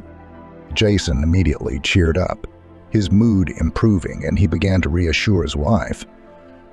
"Why are you making a monster out of me? Go if you have to, and don't worry about anything. I will go to my father-in-law faithfully. I'll be there for you. It's going to be okay, honey. I'm here for you." They ate with gusto and watched a romantic movie, and the rest of the evening passed quietly. But Emily was still uneasy. She'd known Jason for years, and she'd noticed that he'd been very excited to see her go. There was a reason for that, but work is work. She'd warned her dad that she'd be gone for a while. He understood everything and blessed her. He was trying to be cheerful in front of her. He didn't want to upset the child, but he was in terrible pain, and also his heart. Sometimes he couldn't breathe at all. Emily had been driving for many years. She drove confidently and wasn't afraid to drive alone, even long distances. The route was standard and well-traveled. She always bypassed the usual multi-kilometer traffic jam, except that the weather had completely deteriorated. It was raining like a bucket, windy and cold, and the country road was completely washed out. On the next bump, the car drove sharply to the edge. A muffled bump was heard. Something hard hit it. The tire pressure gauge beeped sharply. "That's unfortunate. Looks like a flat tire. That's all I need." I put the insurance out the other day when I brought the equipment in and never put it back. Navigator says it's a couple of kilometers to the village on foot and not a soul around. It's exactly the same. Emily. She threw the hood of her coat back on and got out of the car. Indeed, the tire was flat and the disc was up. She gazed into the distance, trying to make out any buildings or lights through the shroud of rain, but as luck would have it, nothing was visible. The woman tried to call for a tow truck, but the connection was cut off and they couldn't hear her. They couldn't make out what she was saying. Emily sat in the salon for an hour, not knowing what to do. It was getting dark outside. Then finally she heard the sound of an engine. A tractor was coming down the road. She jumped out of the cabin and started waving her arms, trying to attract the driver's attention and praying that he would notice her and stop. Finally, the tractor slowed down. A young, neat-looking guy climbed out of the cab. "Good evening, daughter. What's the matter with you? Something wrong with the car?" Emily replied frustratedly, "Hello. Yes, there's a problem with the tire. I don't have a spare tire, and I can't call anyone. I can't even call a tow truck. What to do? I don't know what to do. It's a little scary to spend the night." "Yeah, things are bad, sure. You know what? You see that fence over there? There's a hangar next to it where fertilizer is stored. It's guarded. Let's leave your car there. And in the morning, I'll go to the tire shop, ask the guys to help. And here's what we'll do with you. Get into my cabin." The eyes of the drenched woman read fear and excitement. "Don't be afraid. I'm Mike the tractor driver. Every dog knows me here, no matter who you ask. I'll take you to Grandma Susan's place in the village. She'll take you to stay with her. She's my neighbor. She's a good woman. She's kind. She won't say no." Emily didn't know how to thank this helpful guy. "Thank you, Mike. Oh, and my name is Emily. And here I was getting pretty desperate. Maybe we'll get better reception in the village. I'll pay for the night. It's really scary to be out on the road alone. It's the first time I've had such a force majeure." The boy drove her to a small house, knocked on the window, explained the situation to the grandmother. She nodded and waved for Emily to come in. "Come in, sweetheart. Don't be afraid of the dog. Rex is old like me. He doesn't bite anymore. Oh, you're all wet. Now I'll give you a warm robe. Go get dressed. We'll dry your clothes over the stove overnight." Emily thanked Susan and went to change into the small bedroom. There in the crib slept a baby about 3 years old, no more. He coughed a lot in his sleep and breathed through his mouth all the time. His nose was stuffy. It was obvious to the naked eye that the baby was sick. Emily asked worriedly, "Susan, is this your grandson? The boy is coughing a lot and has a fever. I touched his forehead. It's all hot. Have you called a doctor? What are you treating the child with?" The old woman sighed heavily. "Where did we get a doctor from? The medical center is under repair. I know I have to go to the city myself, but I'm 80 years old now. My legs can't carry me. I don't know if I'll make it. I cry day and night in front of icons. I pray for my grandson's health. I make herbs for him." Emily wondered, where are Jack's parents? Why are you raising him alone? Don't they care what happens to their son? The old woman frowned. "It's a long story. Well, I'll tell it if you want. In the meantime, have some oatmeal porridge. I've got some fresh oatmeal. My Tom and I lived our whole lives together, working on the farm. But God never gave us children. We waited and waited, and then we stopped. We had a daughter when we thought that was it. They were both in their 50s, and all the villagers were pointing their fingers at them. Are you out of your mind, Susan? You're out of your mind to have a baby in your old age." They couldn't understand what it was like to wait and pray for him all their lives. And then what? Kill it. So we took the risk. We didn't listen to anyone. We had a daughter. Emily's had a weak heart since she was a baby. I don't know if it's because I had her so late or what. My husband Tom died early. My daughter Emily was only 5, so I raised her on my own. Loved her. Took great care of her. Didn't work too hard. After school, Emily went to the city to earn money. She didn't want to stay in the village. She thought there were no prospects here. She got a job as a waitress in a cafe. She called often, saying that everything was fine, that she had found a fiancé. She warned me, though, that he was much older than her, but that he really loved her. I even rejoiced, thinking that if he was older, he was responsible, so he wasn't some stupid young man. I kept waiting for Emily to ask me to the wedding soon. 3 years later, my daughter came back alone, with a belly as big as her nose. She fell at my feet, crying. Her scumbag fiancé left her. He turned out to be married. Obviously, why have a child on the side? He made her get an abortion. So they had a fight. She didn't dare to take the sin on her soul to get rid of the child. She dragged it out till the last minute. I, of course, forgave her, accepted her, HUD after all. But my Emily didn't survive the birth. She died right there. Her heart failed. How I grieved, how I fought back. They wanted to take my grandson to an orphanage, saying I was old, but I fought back. I raised Jack alone, but every year it gets harder and harder. I have blood pressure, my joints twist, my hearing has become poor, my eyesight is bad. I realize that I will not have time to put my grandson on his feet. My time is up. And it hurts my heart. They'll put the boy in an orphanage. What's it like in the state penitentiary? Nothing good. I feel sorry for him. Tomorrow I'll ask Mike, my neighbor, to take the bus into town to see a doctor. He's so poor he's coughing. Emily shook her head and swiped at her running tears. This poor grandmother's story had touched her to the core, and she felt so sorry for the boy. She volunteered to help. You don't have to ask anyone. Mike will fix the tire on my car tomorrow, and I'll drive you and your grandson myself. I work at the clinic, I know all the doctors. I'll take him to the best pediatrician, and I'm sure they'll help him there. I'll cancel the business trip. If that's the case, human life is more important. This lady, the old woman, even cried. She wiped her tears with the edge of her handkerchief and thanked. Thank you, my dear. You can't find such compassionate people nowadays. I'll pray for you. Look how beautiful my Emily was. She was like her father, black-browed eyes like saucers. All the men in the village sighed when they looked at her. I didn't save my girl, and I miss her so much. Emily looked at the framed picture and gasped. There was indeed a picture of a young, very beautiful girl.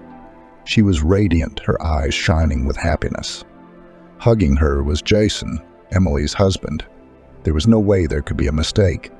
Eventually, the woman asked dumbfounded, "Who's that next to your daughter in the picture?"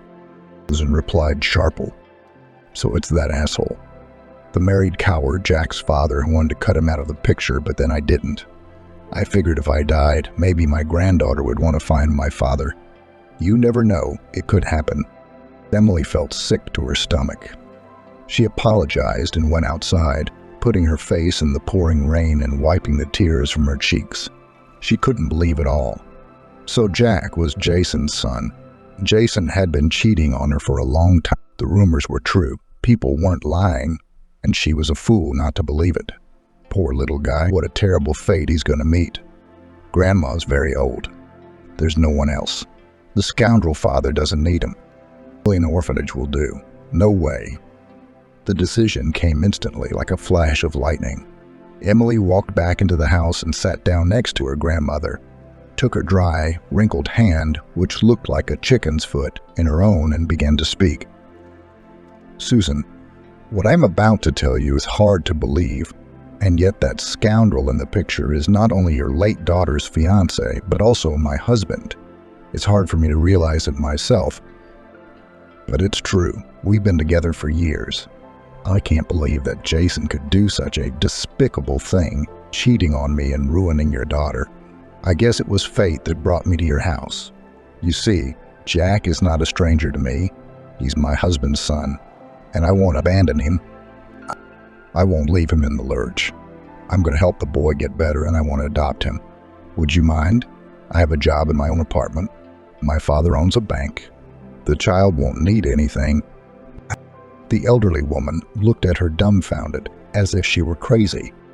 "How can it be? Oh my goodness. Forgive me and my daughter. Do you really want to adopt your mistress's son? I don't believe it. What about your husband? If he abandoned my daughter when she was pregnant, he didn't want to be involved with the child. I don't think he'll accept Jack now. I don't think he'll accept Jack now. Cecily replied eagerly. It doesn't matter. I've made up my mind.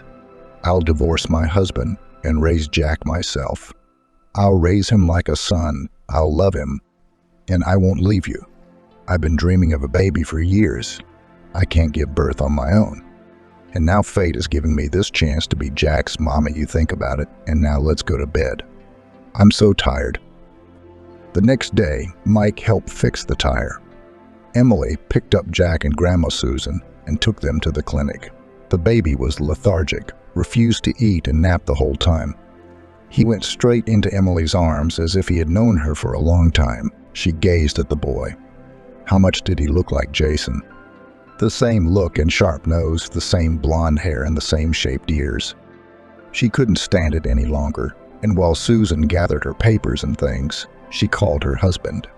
The connection was a little better in the village. Jason had taken a vacation after his wife's departure and was having fun with another young woman, tumbling in bed with her and whispering sweet nothings in her ear, kissing her tender neck. Then the phone rang. It was his wife. Jason gently pulled his mistress away from him and reluctantly picked up the phone. What Emily informed him shocked him. Good morning, sweetheart. I had a change of plans, a business trip canceled. It's long to explain, but I'm taking a little baby and his grandmother into town for treatment. He's so cute. He's all alone. His mom died in childbirth. His father abandoned him before he was born. And his grandmother is 80 years old. She can't even lift him. So I was thinking, why don't we adopt him? Give Jack a happy childhood. I feel so sorry for him. Jason immediately jumped up as if he'd been splashed with cold water. Lamance was gone. And he yelled in a low voice, Emily, are you out of your mind? Are you all right in the head? I'm totally against it, and I'm not going to raise someone else's child. Don't you dare do that? Or don't we have a family anymore? Listen, the woman deliberately didn't tell him the whole truth. She wanted to hear what he had to say, and was convinced that with this man she can no longer be associated with anything. He didn't want his own children or anyone else's. Emily exhaled and replied stiffly, whatever, no family means no family. I'm not changing my mind. I'll take the baby to the hospital and come home. We'll talk. Jason threw the phone to the floor in frustration and yelled at his mistress. What are you doing lying around? Come on, get dressed and get out of here. I don't have time for you right now. How much you all bore me, what you women in your head and the devil will not understand. The offended girl left, giving her lover the last words she'd ever heard. But Jason didn't care. He was already dialing the number of the handyman from the ad. Hello, I need the locks changed right away. Write down the address. I'll pay twice as much in cash. He decided there was no way he was letting Emily into his apartment with another man's child. He was so angry, he decided to get a divorce and sue. Wait a minute, you naive fool. You don't know who you're messing with yet. Look at what the crazy one has come up with. To bring some childish kid here. And even with an old woman, they think she's going to make it that easy. I've been working for her daddy for nothing all these years. The money's almost in my hands. My father-in-law's 1 foot in the grave, so he can't hurt me. You'll be begging, Emily. Emily decided not to say anything to Susan about the unpleasant conversation. The boy would have to be identified for treatment first, so they drove to the clinic. As it turned out, just in time, Jack had advanced bronchitis, a little more and it would have been pneumonia. The boy was hospitalized and his grandmother stayed with him. Emily bought them everything they needed, hugged Jack and the old lady. Everything is going to be okay. There are very professional doctors here. They will cure you for sure. And you'll have a little rest from the hard housework. You'll come to your senses. I'll come back tomorrow. Now I need to go home and have a serious talk with my husband. I'm sorry, Emily. Jack and I are the reason your family is falling apart. But I had nothing to do with it. You know that. Emily sighed heavily and replied, You really had nothing to do with it. It's not your fault my husband is such a jerk. Turns out I lived with a lying, selfish man for so many years and didn't want to notice anything. It's gonna be okay. I'm there for you now and I won't leave you." She kissed the boy gently on the cheek and went to her house. She wanted to shower and change and deal with Jason, to have a straight talk. But to her surprise, the key wouldn't go in the keyhole. She looked closely and realized her husband had changed the locks. Licensed, the woman rushed to call him on his cell phone, but he deliberately did not pick up. There was only one way out, the intercom. Emily went out of the entrance, dialed the code of the apartment. Surprisingly, her husband answered, "I know it's you, Emily. Don't try to break down the door. I won't let you in with someone else's baby. Come to your senses. Take the boy home to the village, and we'll forget this whole thing like a bad dream. I'll never accept him. Remember and think hard. Is a stranger child worth all the trouble that awaits you." He was indignant and shouted, "You don't know everything. This is your own son. You had a relationship with Laura Smith, didn't you? Well, you left her pregnant. She died in childbirth. And now his grandmother is raising him on her own. Jack is your son. Are you such a despicable person that you won't change your mind?" Jason snickered. It was all true about Laura and her pregnancy. What he didn't know was that she was no longer alive. And he didn't need that son, but the man thought about it. He still felt guilty. "Look, Emily, I'm opening the door. Let's talk calmly. It was a fling. That girl meant nothing in my life, and I didn't ask her to have the baby. I gave her the money to get an abortion, so I don't want anything to do with that baby. It doesn't change anything, you know. Why do you want it? Every woman in your position would hate that kid. I mean, he's from a mistress, basically. Why do you want to take on this burden? Are you bored with your life? So your father is dying. Don't be silly, take the boy back and come back. And everything will be like it was before." "What kind of scoundrel?" and screamed. "What kind of scoundrel are you, Jason? It's you I hate, not that poor boy and his dead mother. Get out of my apartment, or I'll have the police come and break the door down. We're getting a divorce. And it's final. I'll give you 24 hours to be out of here tomorrow." God, what kind of man have I been living with? Not an ounce of remorse, not an ounce of pity. It just doesn't make sense. She ran to the car. She had no strength at all. She wanted to howl and scream, how blind she had been, how she had not noticed anything. What kind of gullible fool had she been? Emily wiped away her tears, took a drink of water and exhaled. She whispered, "I need to pull myself together and go see my father. Only he can understand me like no one else." The woman drove to the hospital. Her mind was a complete mess. Her thoughts were confused as to how to go on living. Her whole world had collapsed, and she was treading on the ruins. She didn't know how to start a new life without Jason. The doctor shocked Emily when he told her that her father had gotten worse. He had heart and kidney problems. He'd been moved to the intensive care unit. The woman gasped and rushed in. She didn't want to be let in, but she knew how to be persuasive when she entered the room. Her father was so helpless, tubes sticking out, sensors buzzing. His eyes were closed. The woman sat down next to him, stroked his head, his cheek, and whispered, "Daddy, honey, what are you doing? How can it be? I thought when I left, you were a little better. It's gonna be okay. You're gonna be okay. You're gonna be okay. I love you so much. Fight, please don't give up." The man opened his eyes, saw his daughter, and smiled weakly. He squeezed out in a hoarse voice, "I've waited. I've been waiting for you, my daughter. I was afraid to die and not say the most important thing. I love you too, sweetheart. I guess it's my time to go. Will I see my daughter soon? She's waiting for me." "I know it. You be strong. You and Jason will get through this together, I'm sure. Just don't take too long with the grandkids. It's a shame. I'll probably never see them again." Emily was delirious. "No, Daddy, you don't know anything. I'm divorcing my husband, and I want to adopt the baby. This is his son, which he, like the last scoundrel, abandoned. He's all alone and no one wants him. I never realized that Jason was such a two-faced and horrible person that he was capable of lying like that, of cheating on me. I'm in so much pain, Daddy. I need you. I have faith that you will get better.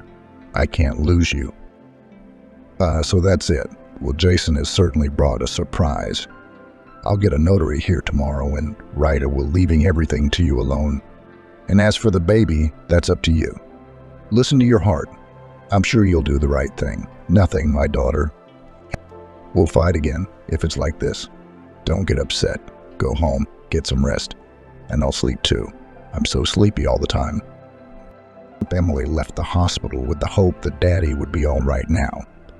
He would be there for her as always, and everything would work out. But her hopes were not to be realized. In the morning, she got a call from the hospital and was told that her father had passed away during this terrible, irreplaceable grief literally nailed the woman, pushing everything else to the background. She organized the funeral and the wake as if in a dream, listening to the condolences. She kept looking for Jason, but her hubby hadn't shown up for his father-in-law's funeral, even though she'd told him about it. They'd lived together for so many years, and her husband owed his career to his father. Emily didn't forget to visit Susan and Jack in the hospital, and after they were discharged, she moved them to her father's mansion, persuaded them to stay a little longer. She had too much on her plate at once to make any decisions. Her head was completely out of whack, like a cotton ball.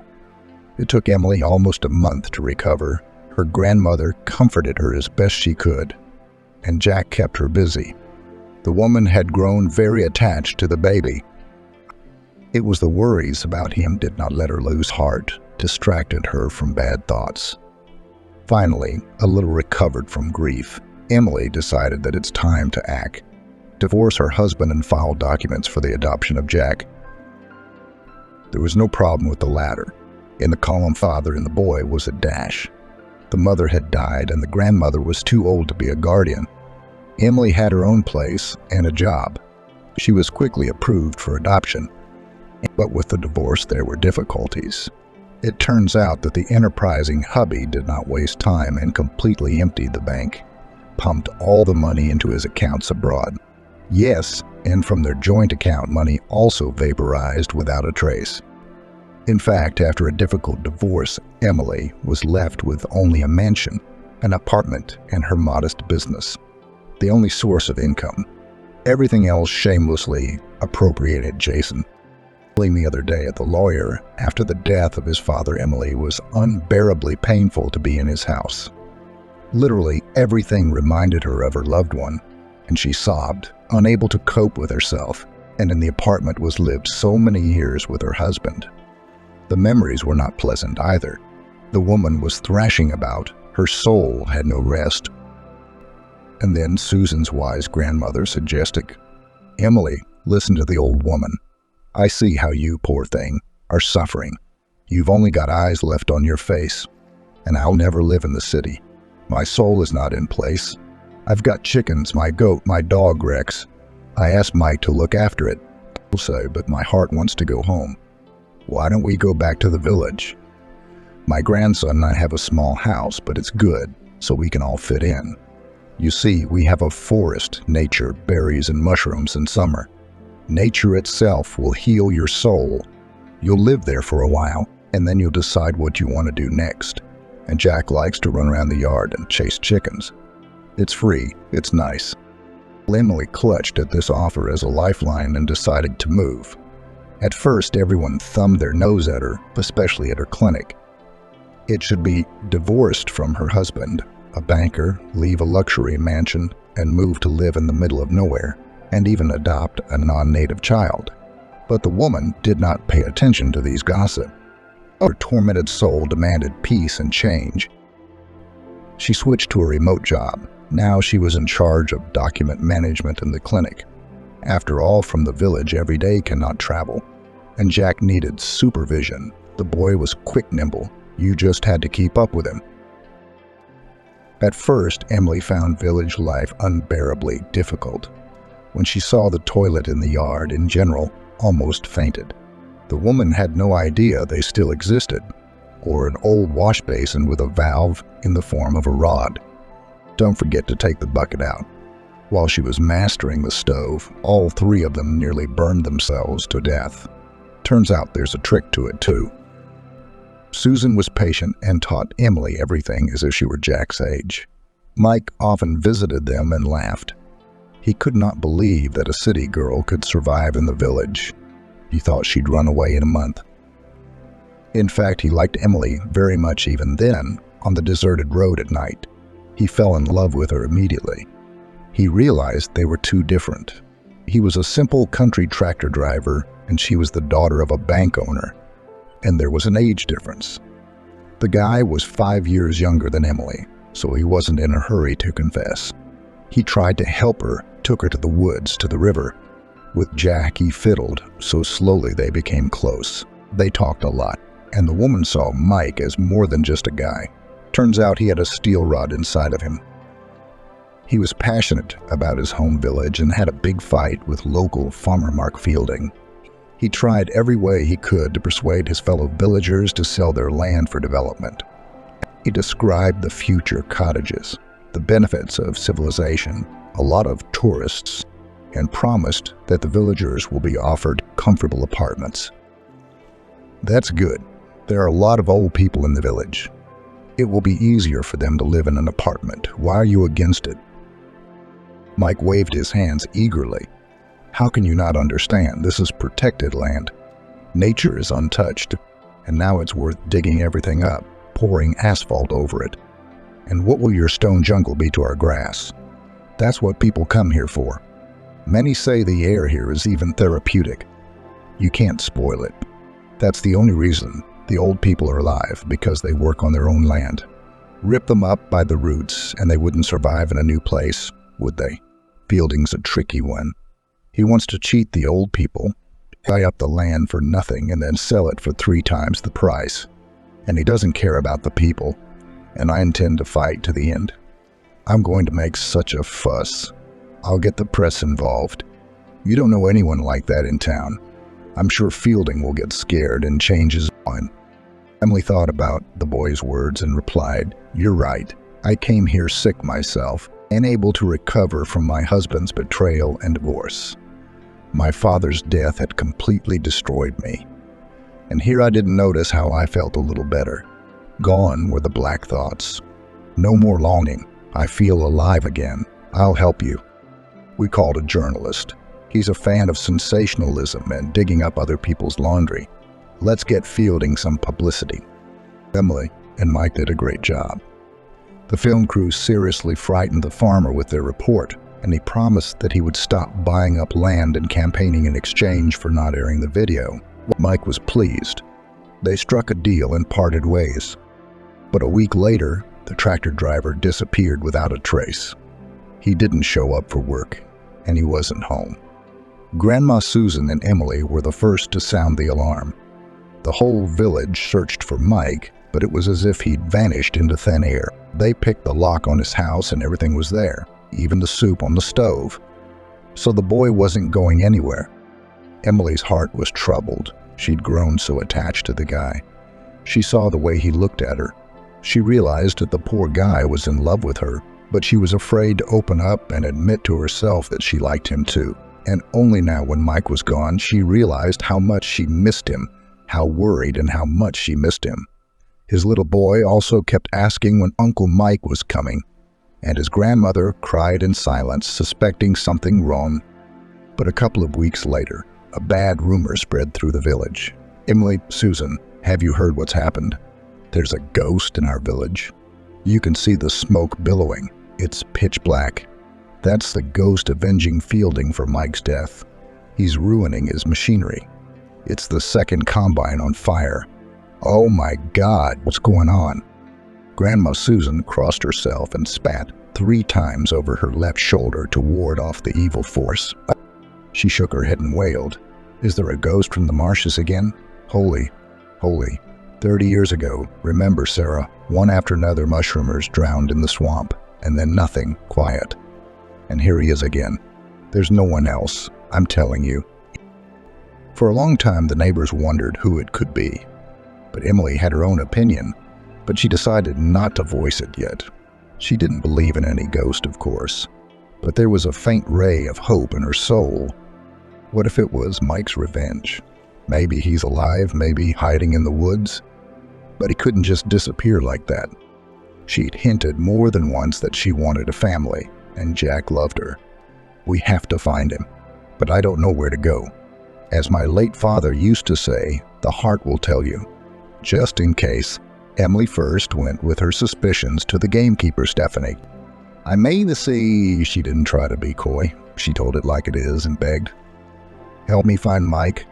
I don't believe that he could leave like this or disappear in the swamp. It's all Fielding's fault, I'm sure of it. I wanted to go into the woods myself, but I'm afraid I'll never find the body."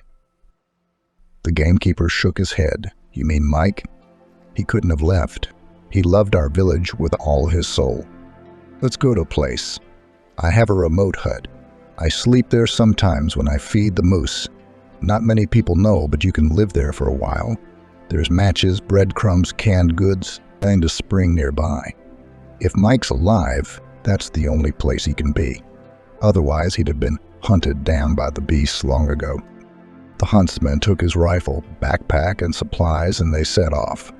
Emily was lagging behind, her legs buzzing, the branches scratching her hands. But she didn't complain, trying to keep up with the frowning old Stephanie. She had a goal to find Mike. Lessert, when the gamekeeper was right. The boy was holed up in his hut. Emily looked at the poor guy in a gax. The whole body was covered with abrasions, bruises, and hematomas. His leg was badly swollen, and he was thin, not looking like himself. "Stephanie, how did you guess that I'm alive, that I live in the forest? And you, Emily, I certainly did not expect to see. Mind you, I'm not going back to the village until I've had my revenge on Fielding." "It wasn't me. It was Emily who begged me to look for you. She guessed it was you who was messing up the farmer's machinery. You made a show of it." "Of course. The locals are afraid to go out at night now. They think it's the lion from the swamp. It's a disaster." "Don't be silly, Mike. Let's go home. You've played outlaw enough. You'll get yourself a jail sentence. Sooner or later, the secret's going to come out. You'll have to answer for everything." Lightbean tread anger. "Do you know, Stephanie, that this scoundrel and his accomplices beat me half to death and buried me alive in the forest? He thought I was dead. I don't know how I survived and got out of the pit. I come back, so what? He's not going to leave me alone. I mean, come on. He's going to torture Emily. I mean, she helped me, she invited those reporters. No, I'm going to take revenge on him as long as I live. You have to fight for your land." Emily couldn't take it anymore and started to talk to the guy. "Mike, come on. This is not the way. How long will you last here? Your leg's all messed up. What if it gets infected? You'll die here. Who cares? We should go to the police. Have him call the police. Call the press again. Didn't Fielding try to kill you? That's no joke. We need to let them sort this out. I mean, he's not the guy. He's just the middleman. We need to find out who's behind this. Let's go home, please. You need to go to the hospital." The boy shook his head negatively, and that's when Emily got angry and shouted, "Oh, that's right. Let's go, Stephanie. Let him sit here fooling around. I cried my eyes out. I couldn't find a place. I looked for him around the village for 24 hours. And he don't give a damn about me and Jack. So we'll leave." And he said he wanted a family. Stephanie only grinned. Mike jumped up on one foot, grabbed Emily's hands, and looked at her so intently. "Were you really worried about me? Do you love me a little bit? Emily, I've been pining for you for a long time, but I've been afraid to tell you how much I love you. I'd go to the end of the world with you." And he shone with happiness. It took a long time to get back. We arrived almost after dark. As soon as there was a connection, Emily immediately called the police and called the emergency team. The boy was rushed to the hospital. He needed treatment already in the hospital, removed the beatings, and the investigator recorded his testimony, and Emily confirmed that Fielding shouted in front of everyone that he'd burned the two of them to death. The investigation was in full swing. The press and television helped publicize it, and soon something interesting came to light. Emily was shocked to learn that the villain was her ex-husband. He was badly shaken up, and it turned out that he had illegally wanted to purchase these conservation lands and launder the money. There weren't really any apartments for the villagers. He was just going to scam people. Jason found himself under investigation. He was facing a lot of jail time, and his new business failed miserably, and Jason lost everything. And Fielding got a beating and an attempt on a man's life. The villagers hated the greedy farmer. He was always underpaid and had to work from morning till night, and he was literally driven out of the village. Fielding had to move out of the village. He'd been making a lot of money lately. Mike was soon released from the hospital and returned to the village. He never left Emily's side for a second, and she spit on all the conventions and gossip, stopped hiding her feelings for the guy. The guy's intentions were very serious, and the couple soon signed at the village hall. And Jack Mike adopted, gave him his last name and patronymic. Linman sold in the city of the mansion of his father, and the proceeds helped Mike to realize his dream. The guy has long told Emily that he dreams of opening a bakery in the village.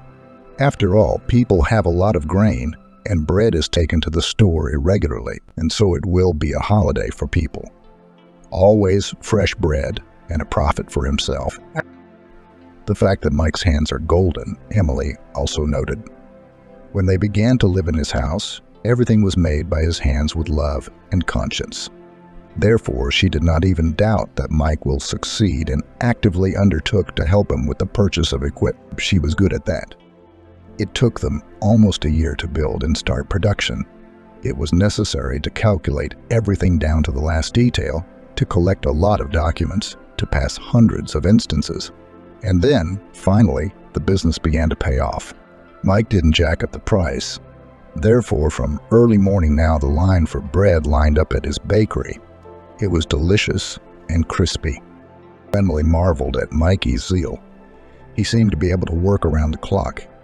He was so absorbed in his favorite pastime. She had time to help him and still ran the clinic, even bought a whole arsenal of medical supplies and equipment for their paramedic station at a bargain price. The villagers no longer gossiped, and their age difference was very much respected. The couple recalled their lovebirds and were grateful that they put both their souls and money into the development of their native village. Emily never regretted listening to Grandma Susan and taking the risk of moving. Now she would never agree to live in a stuffy city again. The woman loved this place with all her soul. Here you think differently and breathe easier. Everything is imbued with goodness. The land itself generously shares with everyone who loves and wants to work. Now Emily admired the picturesque landscape, green meadows, a river, murmuring water and smelling herbs. Where would you find such a thing in the city?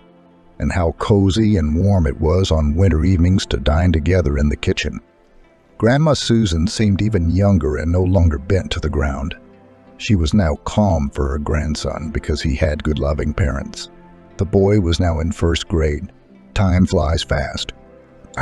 The old woman liked to warm herself by the stove, knitting long scarves and socks, smiling and muttering something under her nose. Jack had long ago called Emily Mom and Mike Dad. He decided that, though his parents wouldn't lie to him about him being their own son, they told it like it was from the beginning.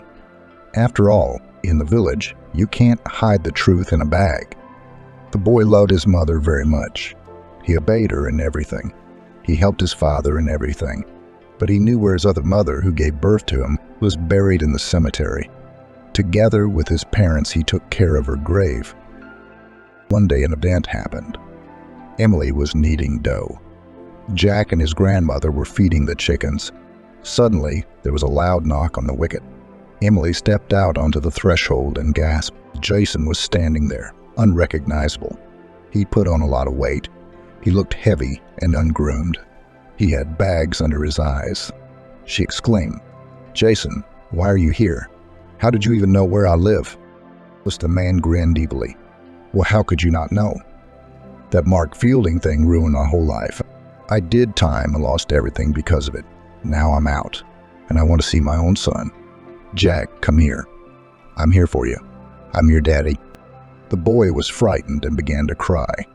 "Daddy, There's some evil uncle coming, saying he's going to take me away and that he's my daddy.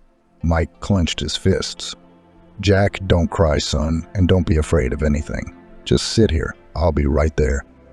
Emily tried to have a normal conversation with her ex-husband. Jason, wake up. What do you need Jack for? You gave up on him before he was even born. Get out of here. Don't scare the baby. Don't ruin the boy's life. But Jason didn't stop, shouting louder and louder. This is my son and I have a right to see him, and I will take him.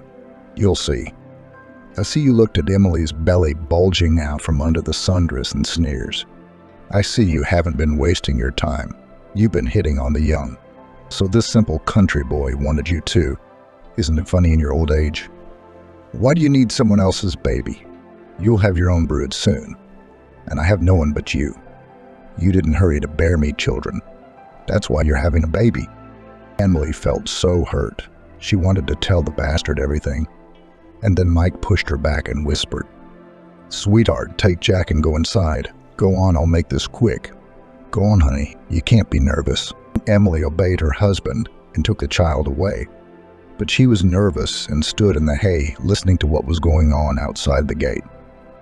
Blake picked Jason up by the scruff of his neck, gave him a good shake, and shouted, Listen to me carefully. Forget this place once and for all. This is my family, my beloved wife, and my son by all documents. And you, Jason, are a nobody. So get out of here, or I'll beat you so bad you'll be in the emergency room for a week. And remember, you're an asshole for losing a woman like Emily. And I love her more than my life, and I wouldn't let anyone hurt her. And Jack is my son. End of story. Get the hell out of here. Or do you need a kick to speed things up? Jason staggered away, humiliated and beaten. Anger choked him. No one needed him now. He'd ruined everything. He'd once had everything he could ever want. Now he was a lonely and destitute ex-convict.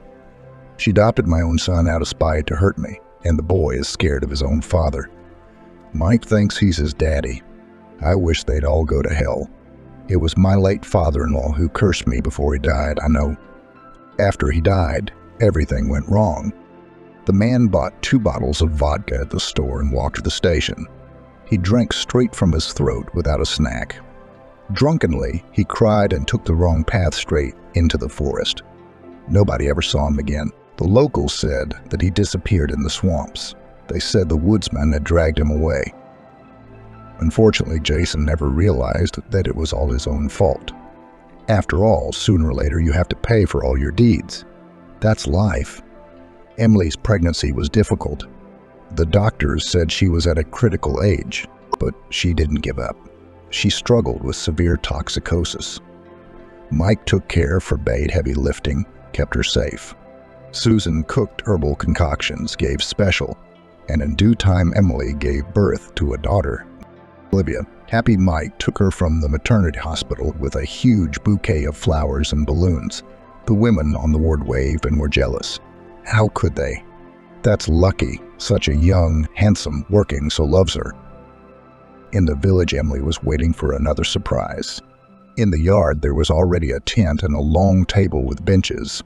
All the villagers had gathered there. There were all kinds of treats on the table. They congratulated Emily and the baby, wishing her good health.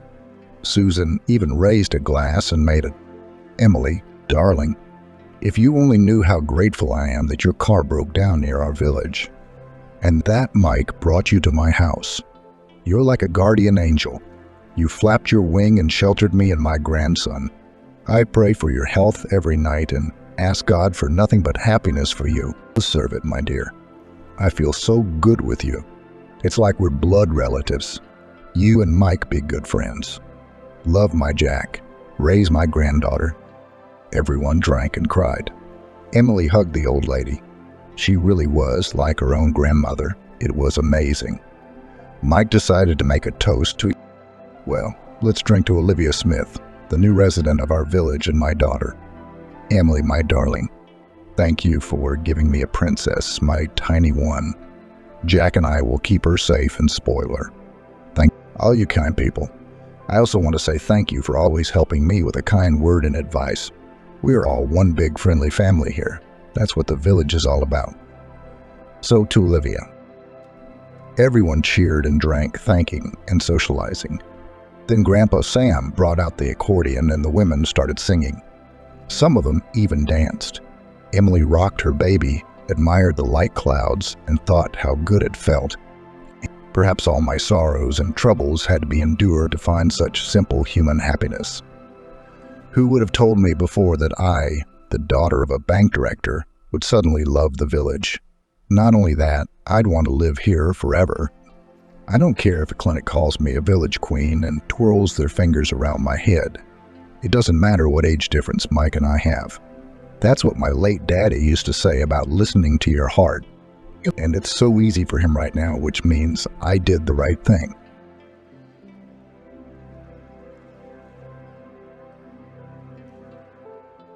Late alarm clock ticked quietly in the morning darkness. I could have bought an electronic silent one, but the analog one didn't bother me. On the contrary, the dull ticking didn't irritate her, helped her sleep, and in the morning it made her listen, dispelled her sleep. Jessica opened her eyes, glanced at the alarm clock. As always, she'd woken up 10 minutes before it rang. Now she would lie there for those 10 minutes, occasionally looking to see how much time was left. No need to get up, she'd wake up anyway. But no, there was no signal. Apparently, the brain only turns on cue. A reflex developed over the years. One day, Jessica set her alarm clock 10 minutes ahead. For 2 days, she woke up on the alarm clock and then again lay down, watching the red second hand jumping, and waited for the call. Some kind of time machine, not an alarm clock. Jessica was the kind of woman that age adds beauty and confidence to. In her 20s, she was just a cute, pretty, a little simple-minded student who was being chased by all her classmates.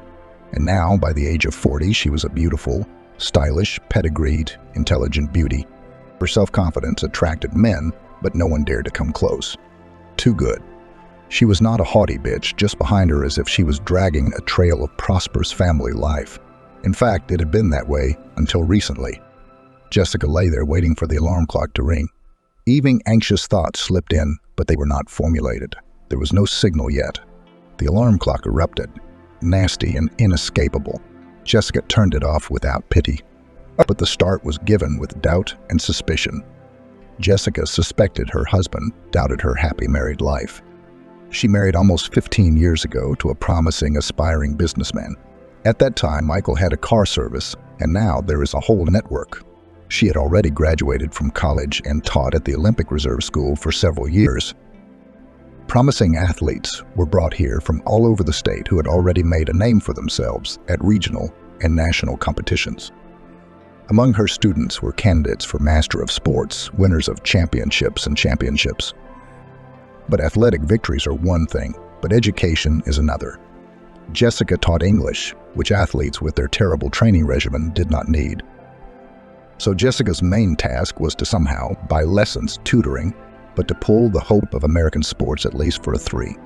One Friday night after work, Jessica and her friend in misfortune, Emily, a math major, decided to relax at a night. Why? Young, unmarried, tired of titled, but completely uninterested students. They have a right. They quickly regretted coming. Too loud, too bright. Tired of dancing and shouting and trying to say something, she shoved herself into a far corner, but there was a rumble of noise, and the ubiquitous twirling spotlights were in her eyes. Emily jumped up in front of the table. Don't sit there. We finally got out. She couldn't wait to rush back into the thick of the dance floor. Let's go. I've met so many guys. Cool. Come on, I can't decide who to go with. Emily, can you do this without me? I think I'll go home, I'm tired. What are you talking about? What about home? We'll go somewhere else. Don't go now. Emily, dancing, walked back into the teeming crowd. Jessica wasn't going to wait for her. Clearly, Emily wasn't raring to go home, and there was no stopping her now. In her short dress and high heels, she was just starting to cut loose. Tonight she was the queen of this club, and no force could make her stop now. Let her have her fun. It wasn't often they got such a break from it. Jessica waited for the music to quiet down so she could make her way to the exit through the dancing crowd. Hi, a tall young man stood in front of the table. Can I sit down? Emily has set the pace so fast and I can't take much more. Yeah, sit down. I'm just leaving anyway. Can I come with you? I want some quiet and fresh air. Let's take a little walk. Can I walk with you? That's how Jessica met Michael, her future husband.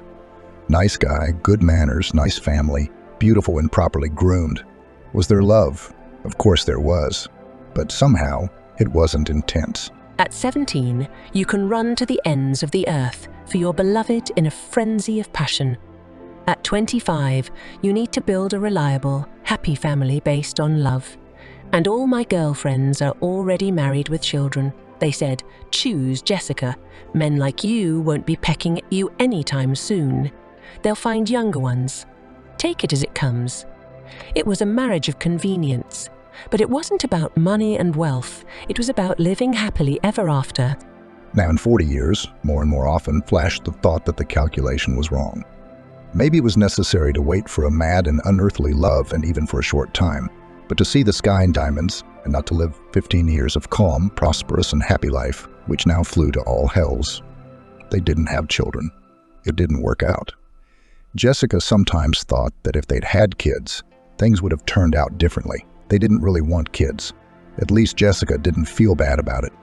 It would have been nice to have a baby, but no, it wasn't. She never understood the enthusiasm of her friends who grabbed other people's children in their arms and hooted with them. I never felt any emotion at the sight of babies. She must be some kind of a defective. She doesn't like other people's children. If she loved her own, she would know. They don't exist. 2 months ago, Jessica felt that in their family, as in the Danish kingdom, something was wrong. Everything seemed to be the same as always, but there was some kind of reticence. Like Michael had a secret. What secret? They never hid anything from each other. He looked at Jessica with a frozen stare, like he couldn't see.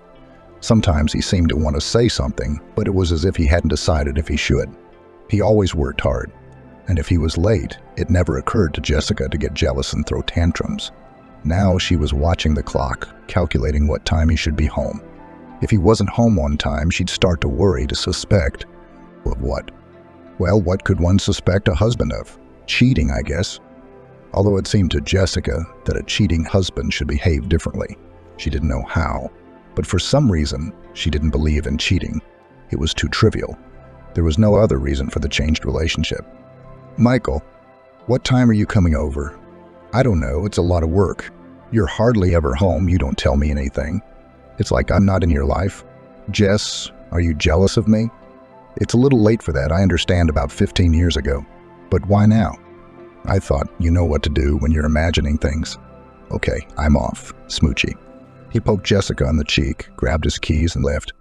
That's how we talked. Maybe it was nothing. I made it up, I'm suffering.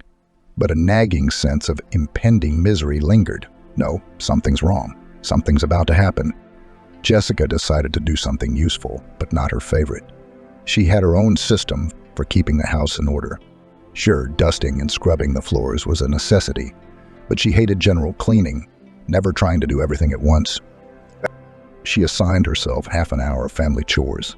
There are community chores, and these are family chores.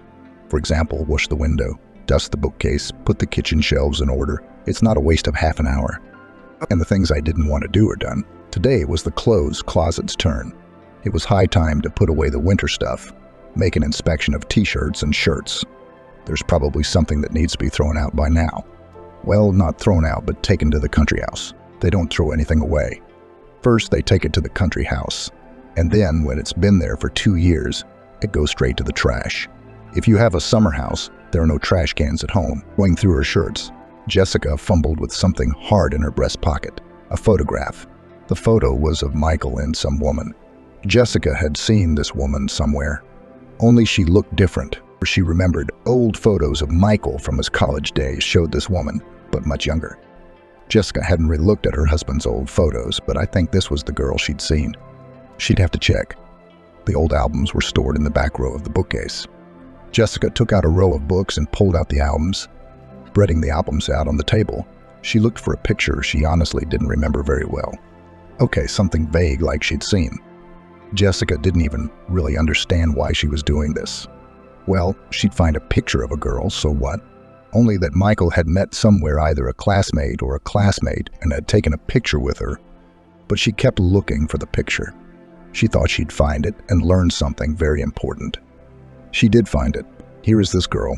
beautiful with a bold look with some irrepressible energy which is visible even in the old photo. And next to Michael, look so that it is clear, is not just love. Here is a passion that will sweep away everything in its path, push on any deeds.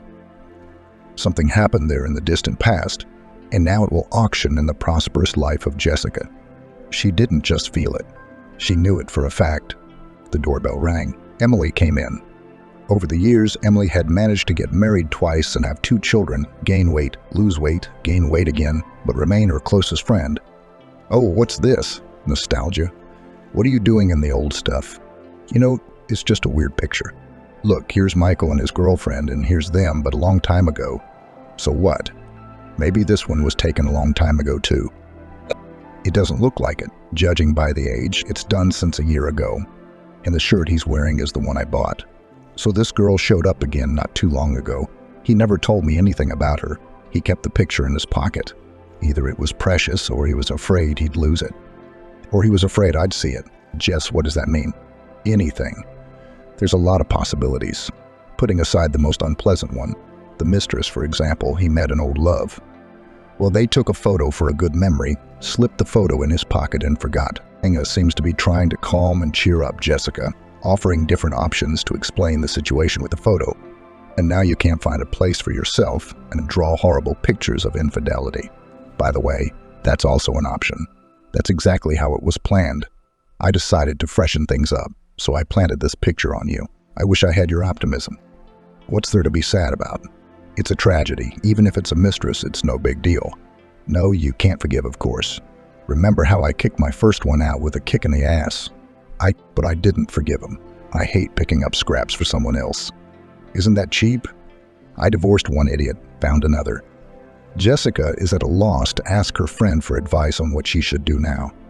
Emily suggests asking Michael directly who the girl in the photo is. But Jessica doubts her husband will tell the truth since he's been silent and acting strangely so far. She feels things are complicated with this girl from the past. Emily insists that they need to find out the truth, even if bitter, rather than hiding their head in the sand. This leads Jessica to the idea of following her husband, although she realizes that it is ugly and dishonest. But if it's impossible to live any other way, then decency will have to be compromised. Jessica still tried to avoid being followed and asked Michael directly about the girl in the old photo. He seemed to remember that it was a certain Sasha with whom he studied together. But after showing the recent photo, Jessica is waiting for an explanation as to why he was recently dating her and carrying the photo in his pocket. The conversation doesn't seem to have cleared things up yet, and Jessica has to decide if it's really worth following her husband to find out the truth. The issue of trust in their relationship hangs in the air. Well, met by chance. Recognized him. Not in the old photo. Then why did you keep her picture? Jess, I'm sorry, yeah, I know this girl. We had a relationship a long time ago, but that was way before your time. There's nothing to do with us now. Not me. How long ago? What's with the interrogation? I don't want to talk like that. I can go out with old friends. I don't have to ask your permission. Sure, honey. Jessica was sitting in her car outside her husband's office, waiting for something. So he'd get out, so he'd drive. He's got a bunch of auto body shops around town. There's no telling where he'd go. I felt like a fool, but I wouldn't leave. Empty at my mind. I had to follow through. Michael came out, got in the car. Okay, let's go. We drove a short distance and stopped at a coffee shop. Michael went into the cafe. Jessica got out of the car and through the glass tried to see who he came to see. There was no one. He was sitting alone at a table. Jessica cursed herself and got ready to leave. And then she saw her, the girl in the picture. She came into the cafe, sat at Michael's table. Judging by the expression on her face and the abrupt gestures, she said something unpleasant to him. Jessica didn't hear the words, but it seemed to her that Michael was trying to explain something. Maybe to persuade or talk him out of something, but the girl cut him off abruptly. No, not lovers. That's not how lovers behave. What kind of secret is it that you can't tell your wife? The girl left the cafe. Jessica followed her. Why? Something had to be done. She saw her go into the driveway and she drove home. She decided she was going to talk to her husband today. No more secrets, no more innuendo. She had to get it all out in the open. Family's falling apart. There's no room for sentimentality. I used to have a relationship with this woman. Okay, who didn't have a relationship before marriage? What's your connection now? Why is she showing up now? What does she want from you? All the questions had been formulated and asked, but there was no one to answer them. Michael didn't come home. This had never happened before in their entire married life. Michael had never spent the night out of the house. Jessica was used to falling asleep before her husband arrived, but he was always there in the morning. It was unusual, but she didn't feel any anxiety. She called, no answer. Did you call work? No. They hadn't seen him yet. That's when it started to get unsettling. She called all her friends and acquaintances. No, he didn't spend the night at anyone's house. So where did he sleep over? The one in the picture, Jess. Did you call the police? Emily, what am I supposed to do? My husband's run away. Find him and bring him back. You think he ran away? I don't think so. I think there's trouble. We have to look for your husband who's been running away. Go to the police. The police didn't take a report. Well, come back in 3 days. He's out on a bender. You're going straight to the police? Jessica tried to explain that her husband does not go out, always sleeps at home. And if he's missing, it means he's in trouble. She must have been too emotional because the policeman behind the glass suddenly said, I understand your husband. I'd run away from such a wife above the Arctic Circle. Come back in 3 days. Goodbye. 3 days to do nothing, then file a report, then wait for someone to do something. What about Michael? Where is he? What happened to him suddenly doesn't matter. Did he cheat? Did he not cheat? What are his terrible secrets? Michael couldn't leave or run away. He was in trouble. There's no other explanation, and no one's going to find out what happened, so I'd have to do it myself. Jessica had no idea how to do that. The only thing that came to mind was to go to Samantha's house. Jessica remembered the house she lived in. Jessica didn't think Michael could be there, but Samantha would explain what their secrets were. Maybe there was at least a clue as to where he was. There was a girl sitting on a bench in the driveway, rocking a baby in a stroller. Hello. Do you know this woman? Jessica showed me a picture of Samantha. I can't say I do, but I've seen her. Jessica thanked the girl and called Samantha's apartment. No answer. She called again, but no one was there. Another girl came out of the driveway. She lives alone, has a daughter about 10 years old. They live together. Have you seen this man? Jessica showed a picture of Michael. I don't think so. There was a man who came to see her, but not this one. He came by today looking for her too. I live on the first floor. I can see the entrance from the kitchen.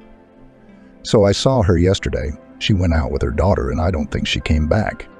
Jessica went home, didn't find out anything, no idea what to do next. She dialed Michael again. No answer. There's another girl, 10 years old. If she was 15, I'd think she was Michael's daughter. Then it would make sense what Michael and his ex-lover have in common. But it doesn't make any sense at all. They can't have a 10-year-old daughter in common. There was hope that Michael had come home. But no, he hadn't. Jessica wandered around the empty apartment, then begged for him to come back, then cursed him for doing this to her. That night, her neighbor at the cottage called. Hey, Jess, did you have someone staying at the cottage? No. What's wrong, Aunt Maggie? I saw your lights on. I saw them. Michael came by, but he left almost immediately. Are you sure there's someone in the house? I figured if Michael brought it over, it must be someone he knows. Maybe we should go look. Aunt Maggie, please go and call me back right away. Thank God he's alive. Who did he bring in there? Samantha, I guess. But where the hell did he go? He never came home. And why would Samantha hide out at their summer house? So many questions, no one to answer them. The neighbor called Banks. No, Jess, there's a girl there.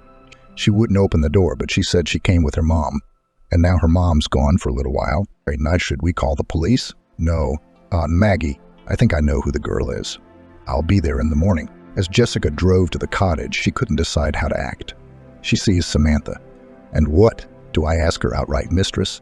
And if she was, what would she do? Jessica didn't plan to grab her hair and wrestle her husband back with her fists, nor did she want to leave with her head held high, pretend she'd come by accident. Sure, the husband brought his mistress, and the wife just happened to be passing by.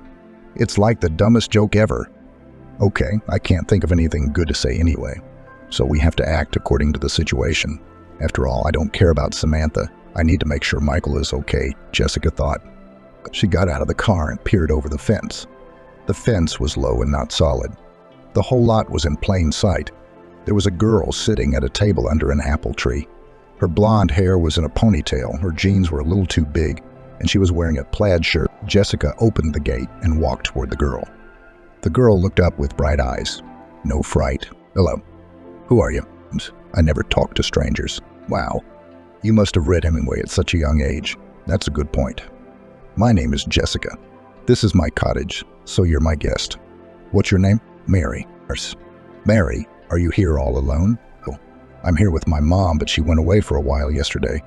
She's not back yet. Mary, have you seen this man? Jessica showed me a picture of Michael. Of course, that's Uncle Michael. He brought us here, and he came again yesterday. Mom left with him, not hungry. No, the fridge is full. Jessica went inside, looked in the fridge. It was full. Sausage, cheese, yogurt, eggs, vegetables. There's chicken in the freezer. Settled in pretty good. They must have been planning on living here. So where's Samantha gone? We can't leave her here alone, can we? Mary, come with me, and we'll leave a note for Mom. May Schulzen. Let's go, in case Mom doesn't come home tonight. It's scary out here at night. On the way into town, Jessica asked Mary, where's your daddy? He doesn't live with us. He is a traveler, recently was in Antarctica, and used to work in the circus. He's a magician. Jessica thought the girl chuckled. I see. He traveled to Antarctica and shows tricks to the penguins there. Mary also said that she and her mom often move around. They don't have their own house, but it's even more interesting that way. They lived in Greece for 2 years. Mary liked it there. It was warm and there was a sea, but her mom said she had to go back. So they came. Mom has a friend in town, Josh. Mary remembers where he lives. We should find him. See if he knows where Mom went. But Mary, when you went to the cabin, did Mom and Uncle Michael talk about anything? Mom kept saying she was going to go all the way, punish some creep. And Uncle Michael said it was dangerous and we should leave. Well, that's just what I need. Oh, you're in trouble, Michael. What have you done? We're going to have to look for Josh Doe. Maybe he'll clear things up, Jessica thought. Mary showed her the house where Josh lived and said he would be here soon. He always came at the same time. About 10 minutes later, Mary jumped out of the car and, with a shout of Josh, threw herself around the neck of a tall, long-haired young man. Mary, my little monkey, where did you go? Where's Samantha? I haven't been able to find you for 2 days. He doesn't seem to know much either. But we have to try, Jessica decided. I'm Jessica. You see, your Samantha didn't go missing alone, but with my husband. And I found Mary at my cottage. I was hoping you could help me figure it out. You know, I'm having such a crazy day today. I drove home with one thing on my mind, something to eat. There's a diner around the corner. Let's sit down, eat, and try to exchange information. Josh knew Samantha before she went to Greece. Knew she was from Atlanta, was Miss Atlanta. Had a mother there, classmates. She didn't go on to college, got married, had a daughter, then divorced. But it was her ex-husband she had a very complicated relationship with. Josh didn't know exactly, but it seemed to him that her ex-husband had hurt Samantha in some way. She hadn't said much about him, nothing specific, but there was a clear hatred mixed with squeamishness. I'd crushed the filthy insect, but I'm disgusted. She'd gone to Greece because she'd been asked to marry there. But the marriage didn't work out, so she came back. It was after she came back that she started acting strange. She was always calling someone, disappearing, throwing jobs at Josh, meeting someone. Josh was happy to help, but he didn't understand how. It's not like she'd let him in on her plans. And now she's missing. And not alone, mind you. I don't understand what my husband has to do with this. We knew each other years ago, but I never heard from her, Jessica said. She's back, and Michael rushed to help her. He was so eager to help her that he forgot to tell me he was leaving. Is she such a femme fatale that men lose their heads and don't remember themselves? You'd lay down your head if she asked you to? No, Jessica, you're thinking in the wrong direction. There's no reason to be jealous. First of all, she has a policy of no relationships with exes. Never go back in the same river. Secondly, I think she loved her Greek. I don't know what happened between them, but she didn't come back the same. If she found your husband after all these years, she must need him for something. She can't do it without him. I wish I knew what she was up to.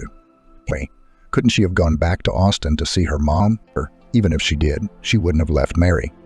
She wouldn't even think about her mom. Okay, we can't think of anything now. I'm gonna go home, see if I can find out where she lived, who her husband was. Yeah, I'm a lousy friend. It never occurred to me to ask. Well, can you find out? Me. Yeah, I can. Jessica picked up Mary and went home. Interacting with a stranger's child turned out to be quite pleasant. The girl was well-mannered, sociable, well-read, had her own opinion, but all expressed it, sometimes very original. Jessie. For some reason, she immediately began to call Jessica. So, without any aunt, do you have children? No. That's what I'm thinking. You have kids, they grow up. You'll find out you shouldn't have had them. You don't know what you're going to have. That's a very radical decision for a 10-year-old girl. A whole philosophy based on some thoughts, on something seen and heard. It sounds strange coming from the mouth of a child, Jessica thought. But otherwise, Mary was a normal and pleasantly not at all capricious child. In the morning, Josh called. No, Jessica, I found out something. I gotta go to Austin. I'm leaving tonight. I'll be there tomorrow. I'll ask around, and then I'll be back. Will you keep an eye on Mary? Sure. What'd you find out? I'm guessing. I'll tell you when I get back. Josh arrived in Austin, and the first thing he did was visit Samantha's mother. Old shabby house with an entryway that looked more like a public restroom. The doors are peeling, the door lock falling out of the door. It's unclear how the door even closes. The bell hanging from the wires certainly doesn't work. It's impossible to imagine Samantha living here. Could anyone really live here at all? Josh knocked on the door, not expecting an answer. Suddenly, the door opened. A woman stood in the doorway. Her age wasn't even roughly determinable. The apartment smelled so bad it made me want to run away. You can't breathe that air. Asking about Samantha here was pointless. But Josh did ask. Samantha's a bitch. I don't think I've ever seen her before. She left my mom. I don't need my mother. I'm dying here all alone. Or do you even know she's got a daughter growing up? I don't want to know. She's an asshole herself, and her daughter will be the same. She's all grown up now. She's running around with dogs. What? Somebody come looking for Samantha? I did. I told them to get out. She said she'd laid her life on them, and now there's no one to serve her. Free and slip. She remembered the glass, but not the water, Josh muttered. Swum staggered, but held onto the door. Careful not to fall. She turned and staggered back into the apartment. Josh closed the door, pushing hard so it wouldn't open, and ran out of the entryway to get a breath of air. Okay, we talked. What a nightmare, he thought, not expecting this. One thing was certain. Samantha would never come back here. Josh's spirits were low after talking to Samantha's mother. She wasn't in Austin. That much was obvious. No one to come back to. But now that he was here, he had to ask around. See if any secrets from the past came out. Went to Samantha's high school. Her homeroom teacher was there. She had no one to talk to but her students. So she gladly told the nice young man about her former. She was a good girl with talent. It's a pity what happened. She went to a beauty contest for some reason. That's when everything started to fall apart. But she was a pretty girl, so why not be a beauty queen? You saw her mother. She's not just a queen, she'd go straight to the bar just to get out of the house. Lena said that after the beauty contest, Samantha was hit on by some daddy from the sponsors, 20 years older than her. She left with him. What happened next? Lena didn't know. Samantha never came to Austin again. You know, her friend Laura lives here. They'd been in touch somehow. Laura said Samantha called her. Maybe she knows something. The teacher suggested. Nothing concrete again, Josh thought. Although he had already guessed which sponsor he was talking about. He'd learned that Samantha had left Austin with one Michael Lawrence, who was organizing the beauty pageant. He might be Mary's father. Now we have to find Lawrence. But first, we need to talk to Laura, Josh decided. Laura worked at the local hospital. Josh went there. At first, Laura didn't want to talk. She didn't know who this man was or if he might hurt her friend. But Josh turned on all his charm, pressed the fact that Samantha was in danger, and still persuaded his faithful friend. Laura said that after the beauty contest, Samantha was going to leave with Lawrence, and I was horrified. You're going to live with that asshole. He's old, he's ugly, he's got greasy eyes. What am I supposed to do? Stay with my mom? Get away from her and live on your own. But Lawrence is worse than your mother. He'll ruin your life, get you into this shit. No, then no.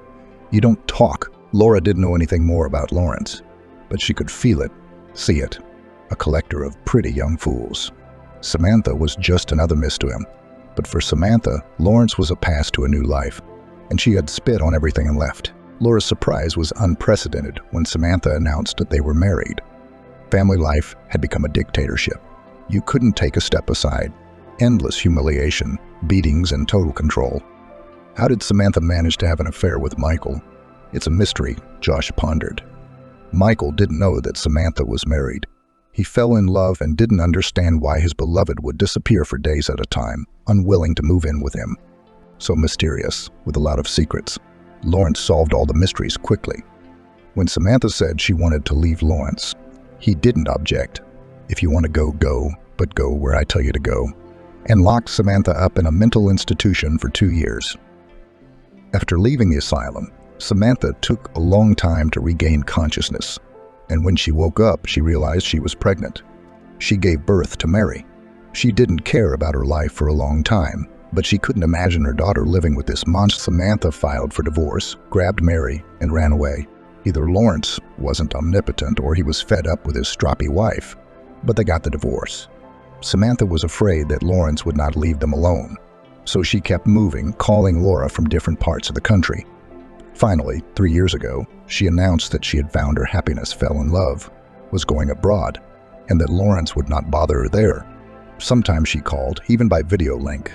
Laura could hear Samantha sparkling with happiness and was genuinely happy for her friend, and then she called hysterically, screaming, "I'm going to kill that bastard once and for all. He will answer for everything." I did not really understand, but it seems that Lawrence sent her lover photos of beaten Samantha in the asylum and wrote that he was going to marry a vicious woman. And in the photos where Samantha was drugged, with a glazed look, she really looked terrible. Apparently, Heracles, the Greek believed, was afraid to connect fate with such a person or was not so much in love. Anyway, Samantha had to grab her daughter again and leave. That's all I know. I haven't called again, and thank you, Laura. That clears things up. If he shows up, give me a call. Josh called Jessica, said he couldn't find out anything more in Austin. And he'll be home tomorrow morning. No, Josh, you're coming straight to my place. You'll tell me everything. But if you feed me breakfast, I'll come straight to you from the train. In the morning, Jessica was awakened by the doorbell. Woke her up at the moment when she was dreaming of something nasty and disturbing. She had no strength to wake up and open her eyes. It's a good thing they woke her up.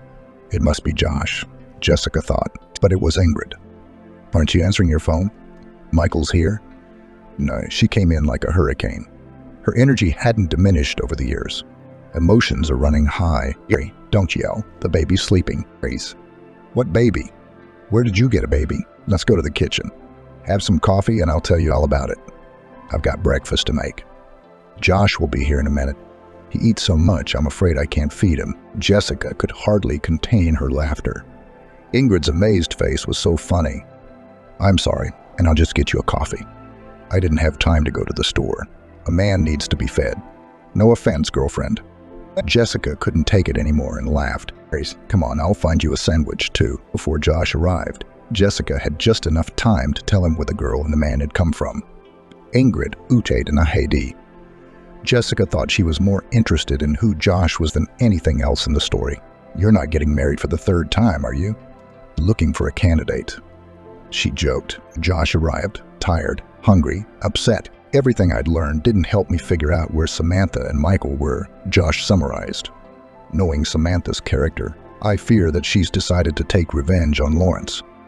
Self-hatred and fear for her daughter might have pushed her to rash actions. It's too expensive to compete with Lawrence, Ingrid said. He's in the upper echelon of show business. Rich, famous, surrounded by stars and the right people. Invulnerable and all-powerful. You can't get to him. And if you do, it's a head-scratcher. Ex-wife is not the kind of character he'd feel sorry for. He'll either kill her or put her away. What happens to Mary then? It's interesting that everyone's worried about Samantha and Mary. Does anyone wonder what will happen to Michael? Jessica grinned bitterly. No one cares. It's his own fault, I see. I shouldn't have gotten involved in someone else's story. But if I did, I'd like to see him get out of it unscathed. At least alive. Jessica didn't know how to deal with her husband when he came back. Or rather, if he did. What kind of love was so abnormal if after all these years he spits on our prosperous family life and gets involved in some adventure? Samantha may not be going into the same river. Michael, on the other hand, seems to be hoping for something. There's no other explanation, she thought bitterly. Does he intend to go back to Jessica? If so, how? Will he come and, without explaining or telling her anything, go on with his normal life as if nothing had happened? Does he think he can do that? Ingrid wondered. Jessica didn't know if she wanted her husband back. The only thing she wanted now was for him to be alive. We'll see. Our detective work has reached a dead end, Josh stated. Samantha's secrets are solved. Michael has no secrets. Where do we go from here? Josh felt that the only way forward was to dig into Lawrence's life. If something unforeseen, unpleasant for him had happened in the last few days, it was likely that our vigilantes had sprung into action as soon as possible. They must be stopped before the trouble happens. I'm going to go home now, get some sleep, and find out what Lawrence is up to, what's going on. Josh, who are you? If you can find out what the powerful are up to. Ingrid was clearly interested in the young man. I'm not a big bird myself, Josh answered modestly. But I have a few friends, including some from the world of show business who I think may be aware of Lawrence's affairs. If I hear anything, I'll call you, Josh added. Don't hurt Mary. She's a good girl. Josh left, and Jessica and Ingrid were left to ponder what kind of revenge Samantha had planned, but trying it on for size. What would you do if your husband ruined your life? Ingrid asked. Well, I'd probably do nothing. I'd try to forget it like a bad dream, replied Jessica, and I'd definitely take revenge. How can you send your current wife a photo of you with your mistress? You can put your story in the press, ruin your image. But it's all kind of petty, toothless, Ingrid sighed. She didn't have the imagination for anything else. Jessica enjoyed spending the day with Mary. They went to the mall and bought Mary some clothes. She didn't even have any pajamas and only one shirt. They went to a cafe, had ice cream, then bought groceries and went home to make lunch or dinner. Josh was supposed to be here with news. And Ingrid, of course, would not stay home. While cooking dinner and talking to Mary, Jessica couldn't get the thought of her husband out of her head. Angry, of course, but even angrier at the unknown Samantha. Revenge on an ex-husband is probably fair, but why bring my Michael into it? She thought bitterly. But how can you not think about how your gamble will turn out for other people? For Michael and Jessica, Josh and friend Laura see Samantha as an innocent victim, hurt and humiliated. Jessica didn't see it that way. She developed a very different image of herself over the days. Bold, bossy, unforgiving of insults and insults, willing to go to extremes. Surely there was something to avenge Lawrence. But Jessica also questioned the extent of his guilt. The ease with which Samantha had put other people's lives on the line, including her own daughter's, was astonishing. In the evening, they gathered the council, and Josh laid out what they'd learned. Lawrence was really getting into trouble. A seemingly small thing at first. His young wife, an aspiring singer whom no one had heard yet, had been sent a photo of her husband having fun with his mistress. The mistress is even younger and, apparently, even more eager to become a star. Otherwise cannot explain the popularity of the old worldly daddy of young girls. But the young wife turned out to be wise beyond her years. She didn't want Lawrence's love. She didn't marry for that until he made a singer out of her. No divorce is out of the question. She didn't notice the affair, and there was no scandal. If Samantha did it, the first blow missed. The second one was much more serious. Lawrence's production center was churning out stars like pies. Not a year without a star. If they're making stars, somebody wants them. It was needed by sponsors who invested a lot of money and wanted a lot of money in return. Their indignation was not limited when they learned that most of the money Lawrence spends not on the promotion of stars, but on himself, his favorite. These were not empty words. They were presented with documents and proof of how much and on what was spent. The production center was cracking at the seams. Sponsors demanded Lawrence return the money, and the underachieving stars realized that fame was passing them by. Apparently, Samantha had been preparing this blow for a long time and disappeared when she was ready to deliver it. Realized that the collapse of Lawrence's career will not forgive her. Oh my God, what was she hoping for? That Lawrence would bitch and not find out who started? Now Jessica was horrified. But the worst part was that Michael would be the one to retaliate. She no longer doubted that he was involved. It was unlikely he was helping Samantha get information not his level, but he was hiding it from Lawrence. That was a fact. No, Jess, don't panic. Josh saw that Jessica was on the verge of a breakdown. We're not even sure what Samantha did. Somewhere she must have gotten those documents, and her entourage. I haven't found any people working at the Lawrence Center, although I don't know much about her at all, Josh added. Ingrid entered the room with a cup of coffee. Jess, do you have anything stronger? Coffee's a little hard to get through in here. She must have realized that Lawrence was going to retaliate now. Did she really think she'd spend the rest of her life in hiding? I don't see what she stands to gain by raising Lawrence to the ground now. On the contrary, he is now her personal enemy, Ingrid wondered. Was revenge so much in her eyes that she did not think of Mary? I don't understand why she didn't think of her daughter either. Josh seemed to doubt Samantha's infallibility. Let's have a drink. Jessica put the cognac on the table. Explain to me what to do. My husband is missing, by the way. It's been 3 days, but there's no point in going to the police. As it turned out, he's not missing, but ran away with some inadequate girl involved in some strange affairs. So what do I do? Everyone sat silent, drinking, thinking. Ingrid thought it was necessary to wait for Michael's return. He'll be back someday. He'll explain everything. Josh wanted to find Samantha's informants to see where she got her information. How much truth there was out there. Lawrence will lie low now, but he'll surface later. Sooner rather than later. Good things like this don't sink. We need to understand the extent of the damage and assess how angry he is. What kind of retaliation might be necessary? Jessica had her own plan. To meet with Lawrence and get his opinion of Samantha, his assessment of all the events. She suspected that Lawrence had a completely different perspective on what had happened. Jessica summarized. It was agreed. Ingrid would stay home and look after Mary. What if Michael showed up? Josh finds out how badly Lawrence was hurt and what the threat to Samantha is. Jessica makes direct contact with Lawrence and tries to find out what he thinks about Samantha and recent events. Truthfully, how to get close to the producer, she didn't know. He's not likely to open up about his personal life to the first woman he meets. No. Why don't you pretend to be a journalist? Josh suggested it. That would be the worst. He's as scared as hell of journalists these days, Ingrid objected. Maybe you're Samantha's lawyer and you want to settle before the trial. Josh came up with an idea. First of all, no one was suing. Second, having a lawyer is practically an admission of guilt, and we're not sure that it was Samantha who attacked Lawrence. Jessica countered. He's got plenty of well-wishers without her. Maybe he's not even thinking about her and we'll hand him the guilty party on a silver platter. Then he'll be all over her, Ingrid concluded, unable to think of anything.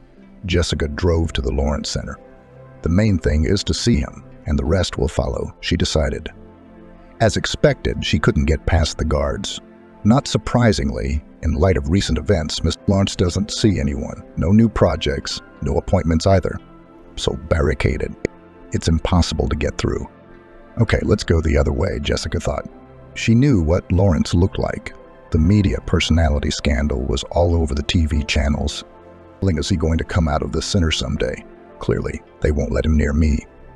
I have to think of a way to get his attention, to say something, so that Lawrence will realize it's in his best interest to talk to me. She sat on the bench in front of the office, fretting, trying to think of the right phrase to get Lawrence's attention. She had several options. But when Lawrence appeared in the doorway, she was suddenly confused, and everything she'd thought of went out of her head. He was walking toward the car, and now he would get in and drive away. She had to say something. Jessica rushed to the car and shouted, "Lawrence, tell me about Samantha. She's going to ruin my husband." The guards rushed toward her, but Lawrence suddenly stopped them. He looked at Jessica carefully and waved his hand, beckoning her over. When she approached, he asked, Do you know Samantha? No, I've never seen her. What does this have to do with my husband? He left with her. Why don't you get in the car and we'll talk? Don't worry, I don't eat beautiful women for lunch. Jessica knew her value and had long ago realized how it worked on men. But now a chill ran down her spine. She felt scared and a little creepy. She was scared, but she couldn't back down, so she got into the car. Take it easy. After all, I'm not the one who came to see you. You're the one who wants something from me, Lawrence said. I want to know about Samantha. I know her version of events from her friend's words, but I don't believe it too much. I want to understand what my husband's gotten himself into. Now, I want to hear your side of the story. What's your husband's name? Michael. Me. Where is he now? That's what I'm trying to find out. I'm truly sorry if your husband got involved with Samantha. Nothing good can come of it for you or him. Guns approached the driver. No, Walter, the girl and I are having a serious conversation. Not the car version. Let's go to the restaurant. What's your name, really? What's ours? And, Jessica. You know, Jessica, I probably should have told you this a long time ago. I didn't want to be a pain in the ass. I'll tell you. I feel sorry for you and for myself. I'm tired of being the bad guy. Believe it or not, it's up to you. But maybe confessing to a villain will help you. For some reason, I want to help you. I didn't expect myself to be so sentimental. I hope I won't regret it. And I hope I don't have to tell you it's not for the press. At the restaurant, Lawrence was greeted like a regular. Me. Here's your table as usual. Or Jessica. Would you like anything? No, I'm not here to eat. Go ahead. Lawrence's version was radically different from what Jessica had heard. The only thing they had in common was that they met in Austin at a beauty pageant. Samantha immediately figured out on whom the title of queen depends and did everything to get this title. She was not embarrassed by the age of the prince and his frankly shabby appearance. She wanted to escape from the family, and Lawrence was the springboard. He himself didn't realize how she'd spun him. He'd seen so many in his bed that another one seemed like a passable option. But that wasn't the case.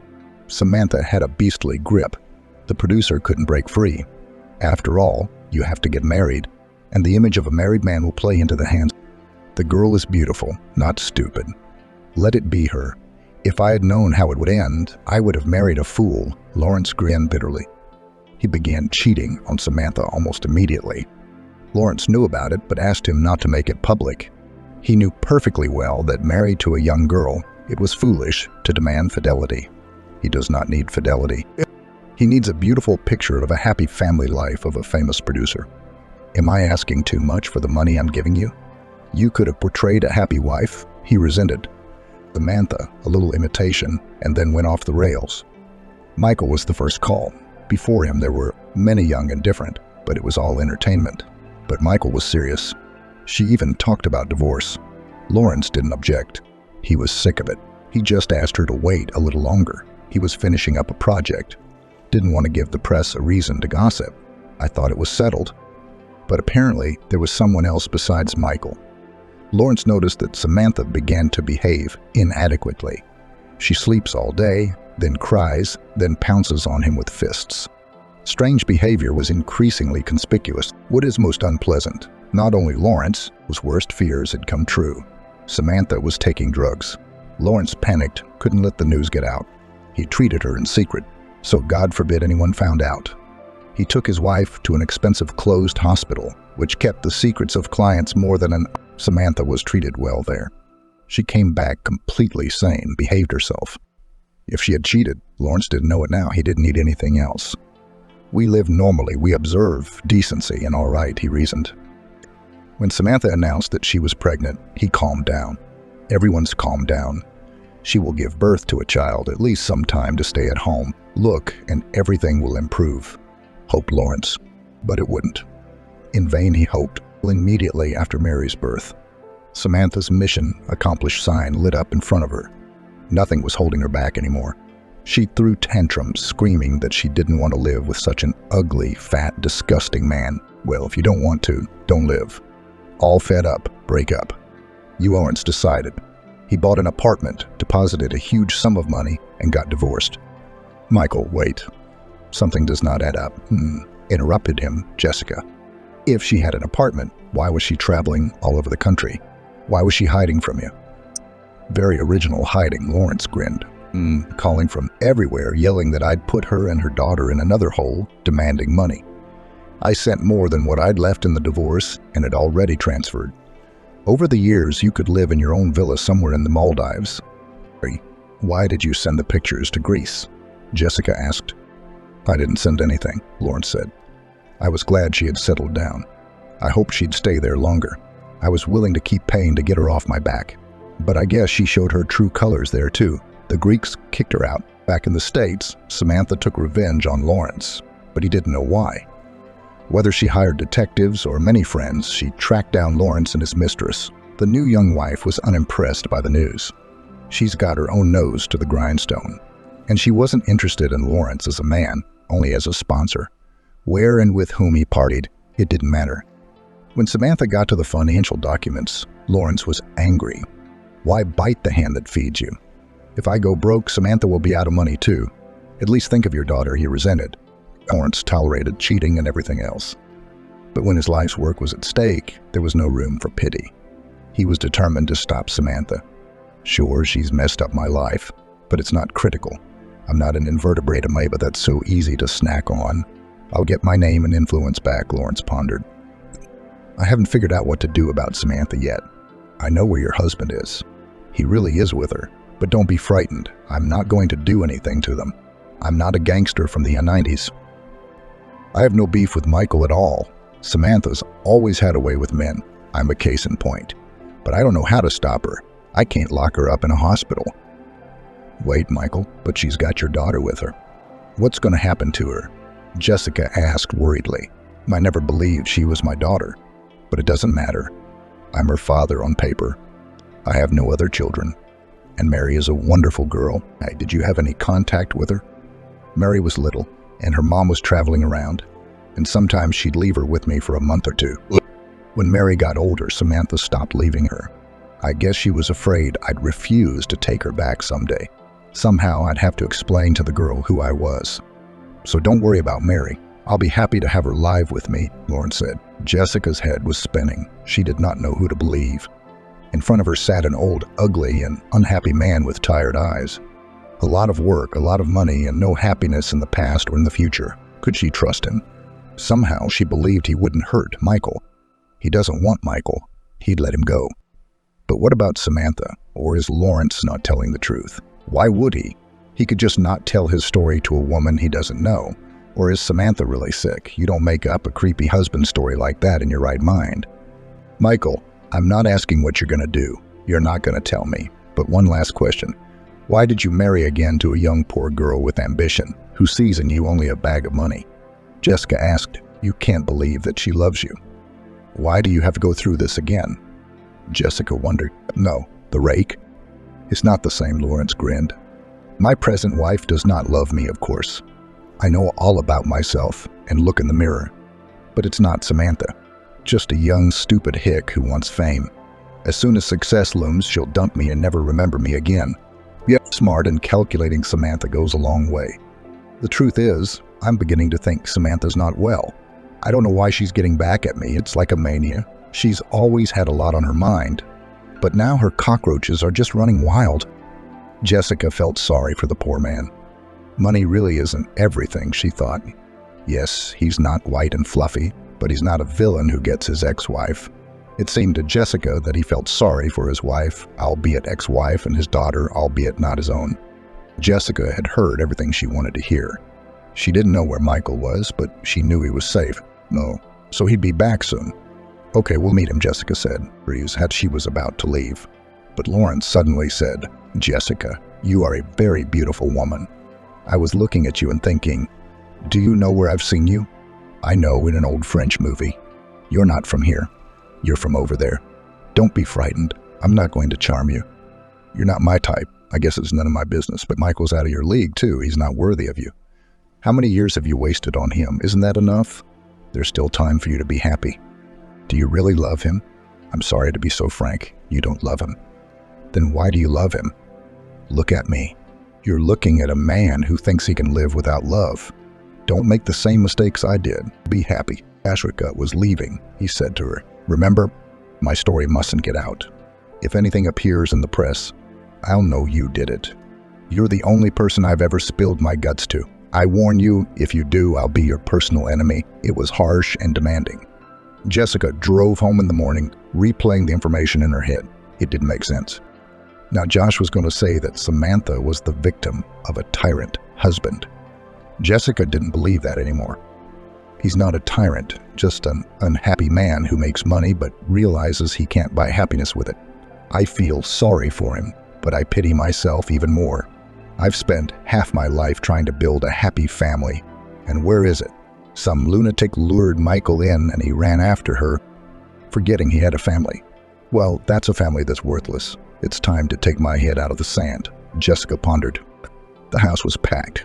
They sat worried, blaming themselves for letting Jessica go alone. They were terribly glad that she had returned alive and unharmed. Jessica carefully, without elaboration, spilled all the information. As expected, Josh didn't believe it. Jess, you're a smart woman. How could he woo you so quickly? Josh, what do you know besides what Samantha said about herself? Her friend Lena, who believes Samantha is the victim of a tyrant husband, hasn't seen her either. You can say anything on the phone. How do you check? I'm not saying that everything Lawrence said is true, but the image of your infallible Samantha has gotten a little fuzzy, Jessica said. Ingrid, sensing the growing disagreement, quickly intervened. Nice break. What are you arguing about? If I understand correctly, there are no complaints about Michael. Then Casanova will be here soon. We'll ask him. But when you think about it, your Samantha is kind of weird. Don't you think so, Josh? Josh didn't say anything, but he didn't deny it.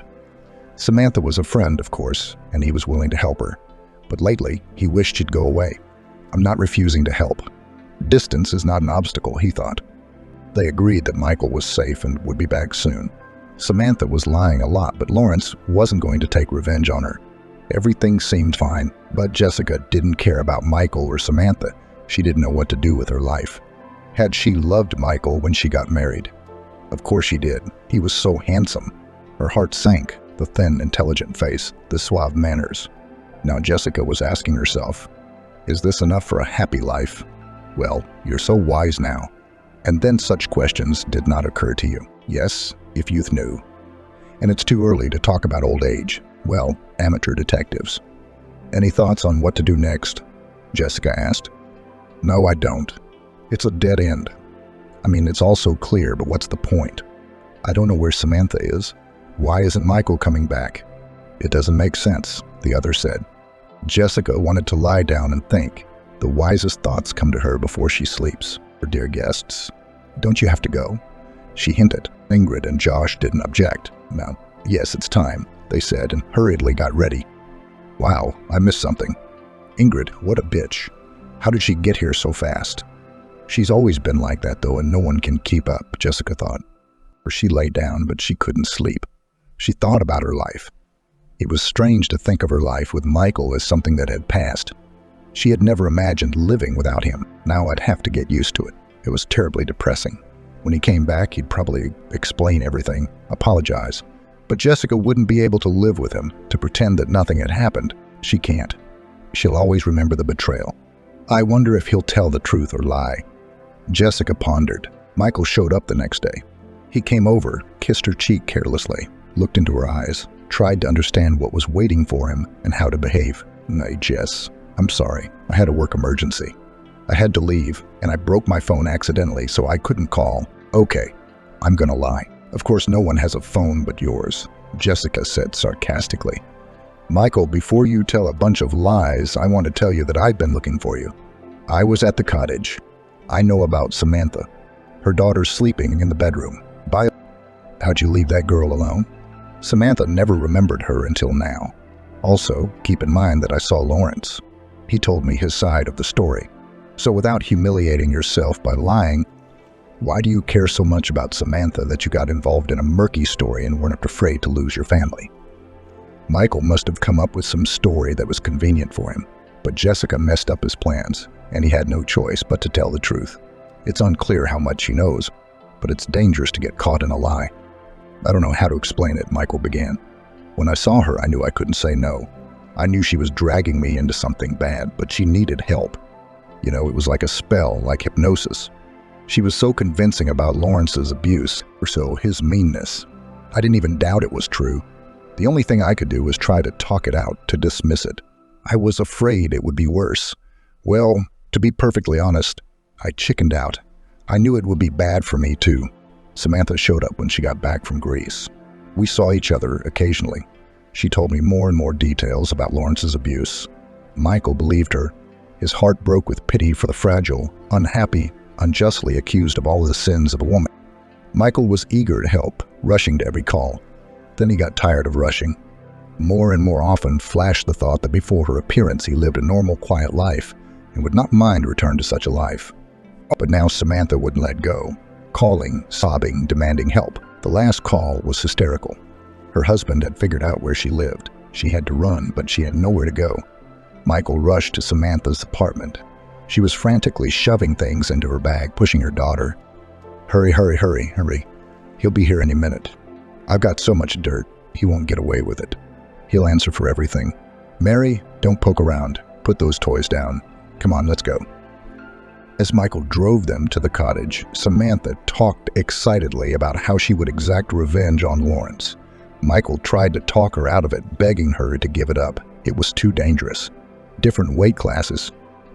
If you pissed Lawrence off, he'd retaliate in a way that would be devastating. Samantha couldn't hear, screaming that no one understood how much she'd suffered at the hands of this man. For a moment, Michael thought she wasn't quite right. She kept saying Lawrence was stalking her, but in the time he'd been with her, Michael had never seen him, not even a phone call. On the contrary, it seemed as if Samantha was stalking her ex-husband. Some kind of obsessive stalking. It's unclear who's after whom, Michael continued. Tired of Samantha's inadequacy, he tried to convince her to leave. He promised to find a safe place. Now, if there's no money to move, I will. That's the kind of money he offered. Jessica laughed. The laugh was hearty and a little hysterical. The money she'd scraped out of Lawrence was enough for 3 lifetimes. You'll never make that much. Jess, please stop humiliating me. I know I was a fool to fall for it. I don't know what it was. It was an obsession. Yeah, it was an obsession. Hypnosis. The evil eye. Isn't that a little too mystical? What kind of hypnosis did you forget about me under? Do you have any idea what I went through when you disappeared? I was sure you were in trouble. I was ready to tear up those policemen who sneered at me. They said your husband was out and would come back. I didn't think you'd just run off with your mistress. Why did you come back? Did not like living with a crazy woman? Jessica continued. Nay, Jess, I'm sorry. No, I'm not. Keep talking. Why didn't you leave her at the cottage? You knew by then she was safe. Let her live. You could have come home and told me everything. Didn't you ever think of that simple option? That's what I was going to do, but it didn't work out. I didn't get home in time, Michael explained. Samantha called again and demanded that I go back to the cottage. She said that I had to go to some acquaintances who had obtained material on Lawrence. They're willing to leak it online, but they need to be paid. We have to do it now. So Lawrence will be unstoppable. Why he obeyed again, Michael did not understand. But he turned around and drove to the cottage. Samantha was already at the fence. She jumped into the car. Let's go, she commanded. Michael was still trying to appeal to her maternal sensibilities. Race. Who's the girl gonna stay with? Michael didn't listen. They drove for a long time. Samantha was agitated and impatient. All the time pushing Michael, she said with gloating. That's it, he's finished. That's it now. As they were thrashing around, it was scary. Samantha's behavior seemed too strange to Michael. At some point, he had a sense of unreality about what was happening. He couldn't believe he was participating in this absurdity. What am I doing here? Why am I doing this? He thought. When they arrived, Samantha told Michael to wait and walked into the entryway. He sat waiting, lost track of time, didn't realize how long he had been here. But for some reason, he wouldn't leave. He remembered Jessica, tried to think of how he would explain himself to her. There was a longing in his soul, and he wanted to leave everything and return to his quiet, happy life. Despair was setting in. Michael realized that his life would never be the same. But he didn't leave. He waited. He woke up when he realized that he had been sitting for hours. He called Samantha, but she didn't answer. So Michael got out of the car, stood, walked over, and went into the driveway. Where to find Samantha, he had no idea. He decided to knock on all the doors one by one. A grandmother who looked like a fairy flower with pink hair slowly descended the stairs. She was followed by a small dog that looked just like her, only not pink. Michael still dared to ask her if she had seen the girl in the light-colored jacket and where she might have gone. Young man, even if I seem strange to you, you could have said hello. I haven't seen your girlfriend, but there is one apartment on the 5th floor where many people go in but few come out. Look for her there, she replied. Who the hell is she, a witch? Michael thought as he walked up to the 5th floor. He didn't even have to think about which door was which. One was half open. Entering, he found himself in a narrow hallway with flickering lights and peeling wallpaper. As he walked further down, he saw a large room with about 10 people in it. Some sitting, some lying down, and some walking back and forth. No one paid Michael any attention, as if he didn't exist. A kind of looking glass opened before him. Michael had never seen such a place before, but he immediately recognized the essence of what was happening. He tried to see who could be Samantha. He found her, picked her up in his arms, and headed for the exit. The others showed no interest in who was being carried, or they were being carried. Their gazes were blank, as if they saw nothing around them. Putting Samantha in the back seat of the car, Michael got behind the wheel and realized he didn't know where he was going. Probably to the hospital. But if Samantha was taken there, he would be locked up in a treatment facility. What would become of Mary then? And what would happen to him when Samantha found out that he was the one who sent her there? Without medical attention, she could die. Michael dialed the number of a doctor he knew, gave the address of Samantha's last refuge, and drove to the location. The doctor arrived quickly, treated Samantha, gave her shots, put her on an IV, and said that the patient needed constant supervision. He took a fee for his services and left. Michael was left alone. Sitting next to a nearly motionless Samantha, he thought about how it was that his life had descended to this. He wished he could get rid of all his troubles and go back to his wife. It was clear to him that Jessica was unlikely to forgive him. He wondered how he'd gotten himself into all this. At first, old feelings flared up. After all, he remembered how strong love had once been. Then came the desire to prove himself a hero, the savior of his beloved from the encroachments of the villain. When he realized that the princess was independent enough to fend for herself, it was too late to change anything. He found himself too deeply involved in the situation. He would have continued to sit next to Samantha, tormented by thoughts of rescue. But suddenly there was a call from Lawrence. Not to Michael, of course, but to Samantha. But Michael answered. Silently, without explanation, Lawrence said that Michael could be out. He would look after Samantha himself. Michael didn't object. He left the place in a hurry, and there he was, standing there so familiar and close. He's back. First he left her, now Samantha. I can see why he left Samantha. Things had gotten too tense, too tiring. Tired of having to sacrifice himself. I longed to return to my youth, to relive the vivid feelings, but I couldn't. A life of mixed fantasies was too disturbing. What was wrong with Jessica? Jessica looked at Michael with difficulty, and inside her flared the desire to strike him in his graceful, cultured face. The face that had always been so neat, to make his appearance distorted with pain, to make him cease to be attractive, to make her have no desire to admire him, no desire to rejoice in his return. Wanted to rid herself of any warm feelings for him. He didn't deserve it, but she held back. I didn't hit him. Michael didn't even realize how deeply he'd hurt her. How could he do that? He didn't think about how much it hurt her, how skillfully he'd packaged his anger in an attractive show. Look how honest I've been. I didn't lie. I came and told her the truth.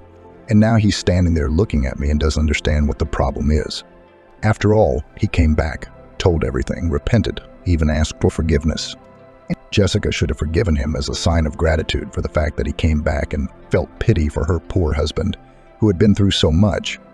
She should have thrown herself into his arms with tears in her eyes, stroked his head and assured him that everything terrible was over and everything would be all right. Jessica stood motionless, her gaze glassy, sending shivers down Michael's spine.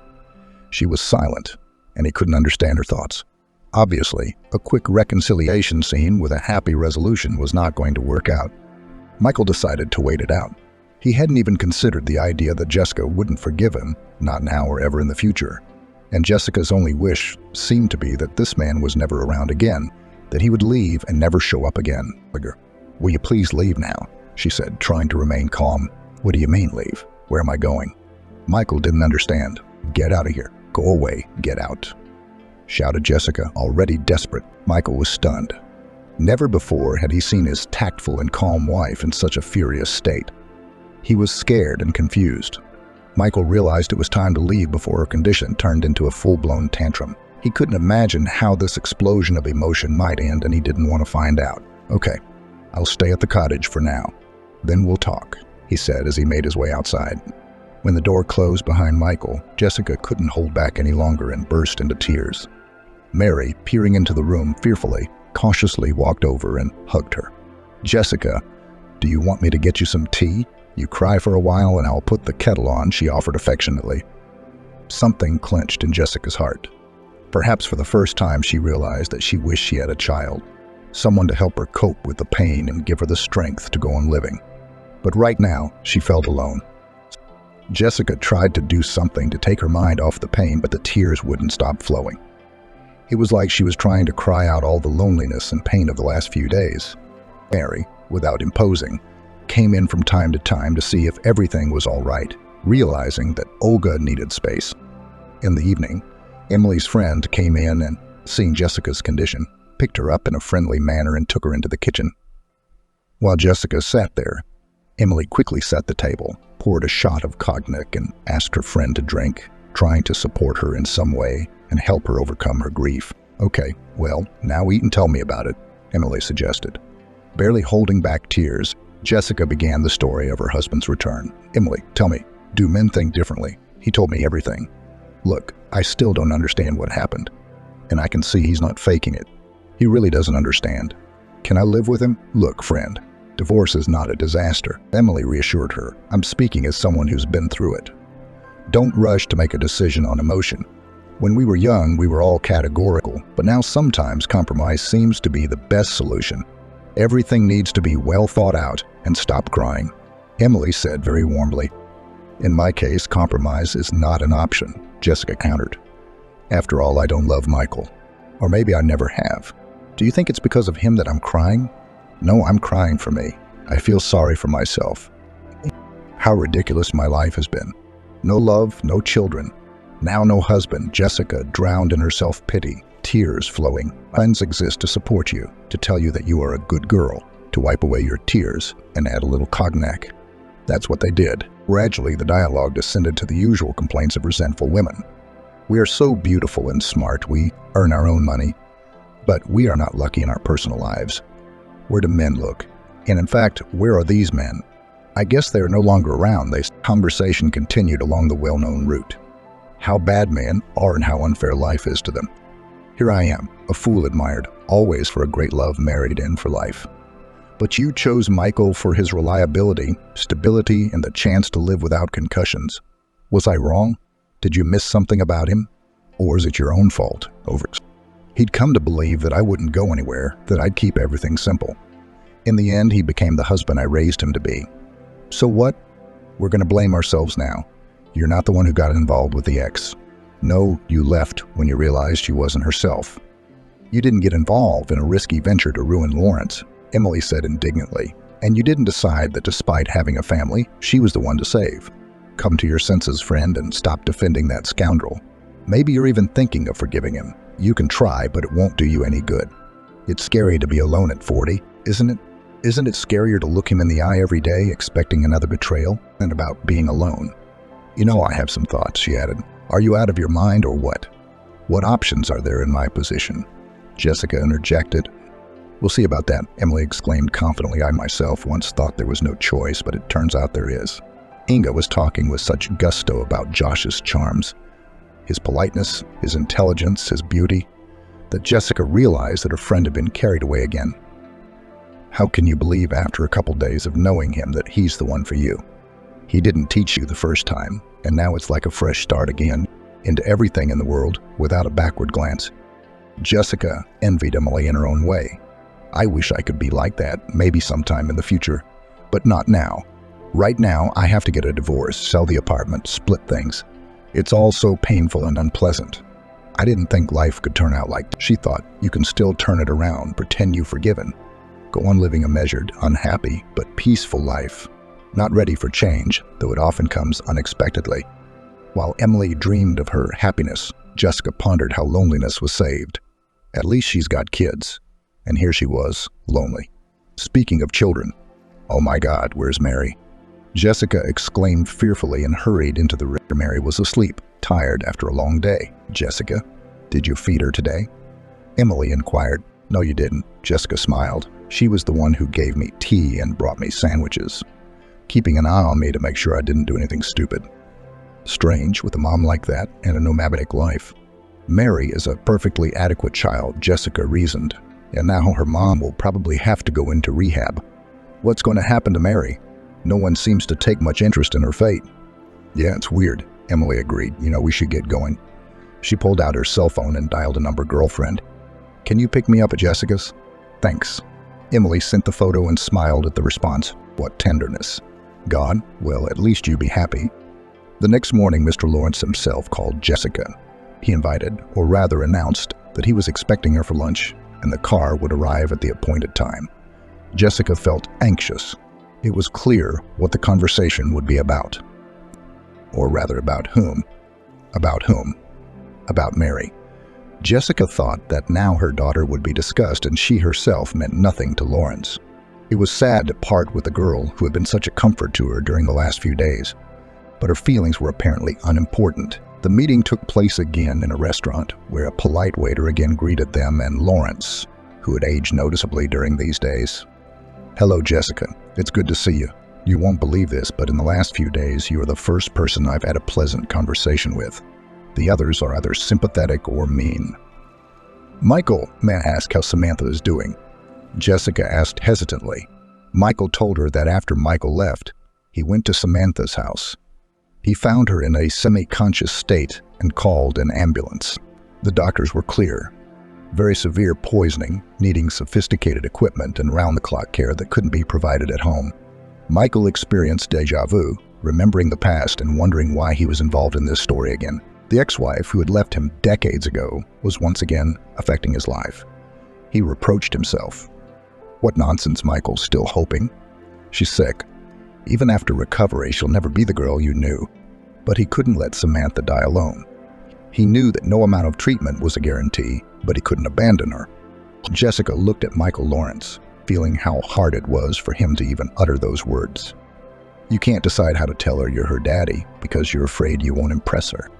I think Mary would be happy to know she has a real father who wants to see her and be there for her. I only spent a few days with her, but I sensed how much she needed someone of her own, someone close to her. And you know, the fact that you can be there for her is already more than most people can offer. Jessica sensed how much Michael needed those words, confirmation that he could be a good father to his daughter despite all his past mistakes. Maybe I don't have the right to say this, but I'm scared of losing Mary. She's become someone very close to me, and I don't want her to disappear from my life. Maybe I could see her once in a while, take a walk in the park, go to a cafe, maybe the zoo. I understand if you're against it, but she's become a part of my life, Jessica said quietly, feeling how important it was for her not to lose touch with the girl. Michael listened, nodding thoughtfully. "Jessica, I can see that my daughter has grown attached to you, and I think she'll be only too happy to spend time with you. But first, I want to mend our relationship, show her that I'm her father. After that, I'd love it if you could keep seeing each other." At home, Jessica already had Michael waiting for her, and the atmosphere was tense. "We need to talk," he said, frantically pulling on his jacket and trying to appear calm. But Jessica deferred the conversation until she met Mary, who was waiting downstairs for Uncle Michael. "You remember Uncle Michael, don't you? You used to visit him when you were little. Your mom used to leave you at his place. Will you go to see him?" Jessica asked gently. "You want me to go? Am I boring you?" Mary looked innocently at Jessica, her face reflecting fear and hope at the same time. "No, it's not that, baby girl. It's just that your mom is sick, will be in the hospital for a long time. You're going to live with Uncle Michael. That's your real daddy. He really wants to be there for you and take care of you." Jessica tried to explain the situation as gently as possible, trying to hide her pain from the other. Mary stood in front of Jessica, her eyes shining with joy and tenderness. Jessica felt a moment of peace in her heart. This little person seemed to be able to weave all the pieces of her broken heart back together. "You mean a lot to me, Mary," Jessica said quietly, "and I'm so glad you have a daddy who loves you very much, and that we'll be able to see each other. That makes me incredibly happy." Mary's confession that Michael was her daddy was so pure and simple that Jessica's pain instantly dissipated, leaving only a smile on her face. "And that's our little secret," Jessica smiled back, kissing Mary on the top of her head. She promised herself that she would keep this little happiness going as best she could, for the desire for a better life, the determination to stand up for her happiness. It all made sense when Jessica held Mary's hand, feeling her endless trust and love.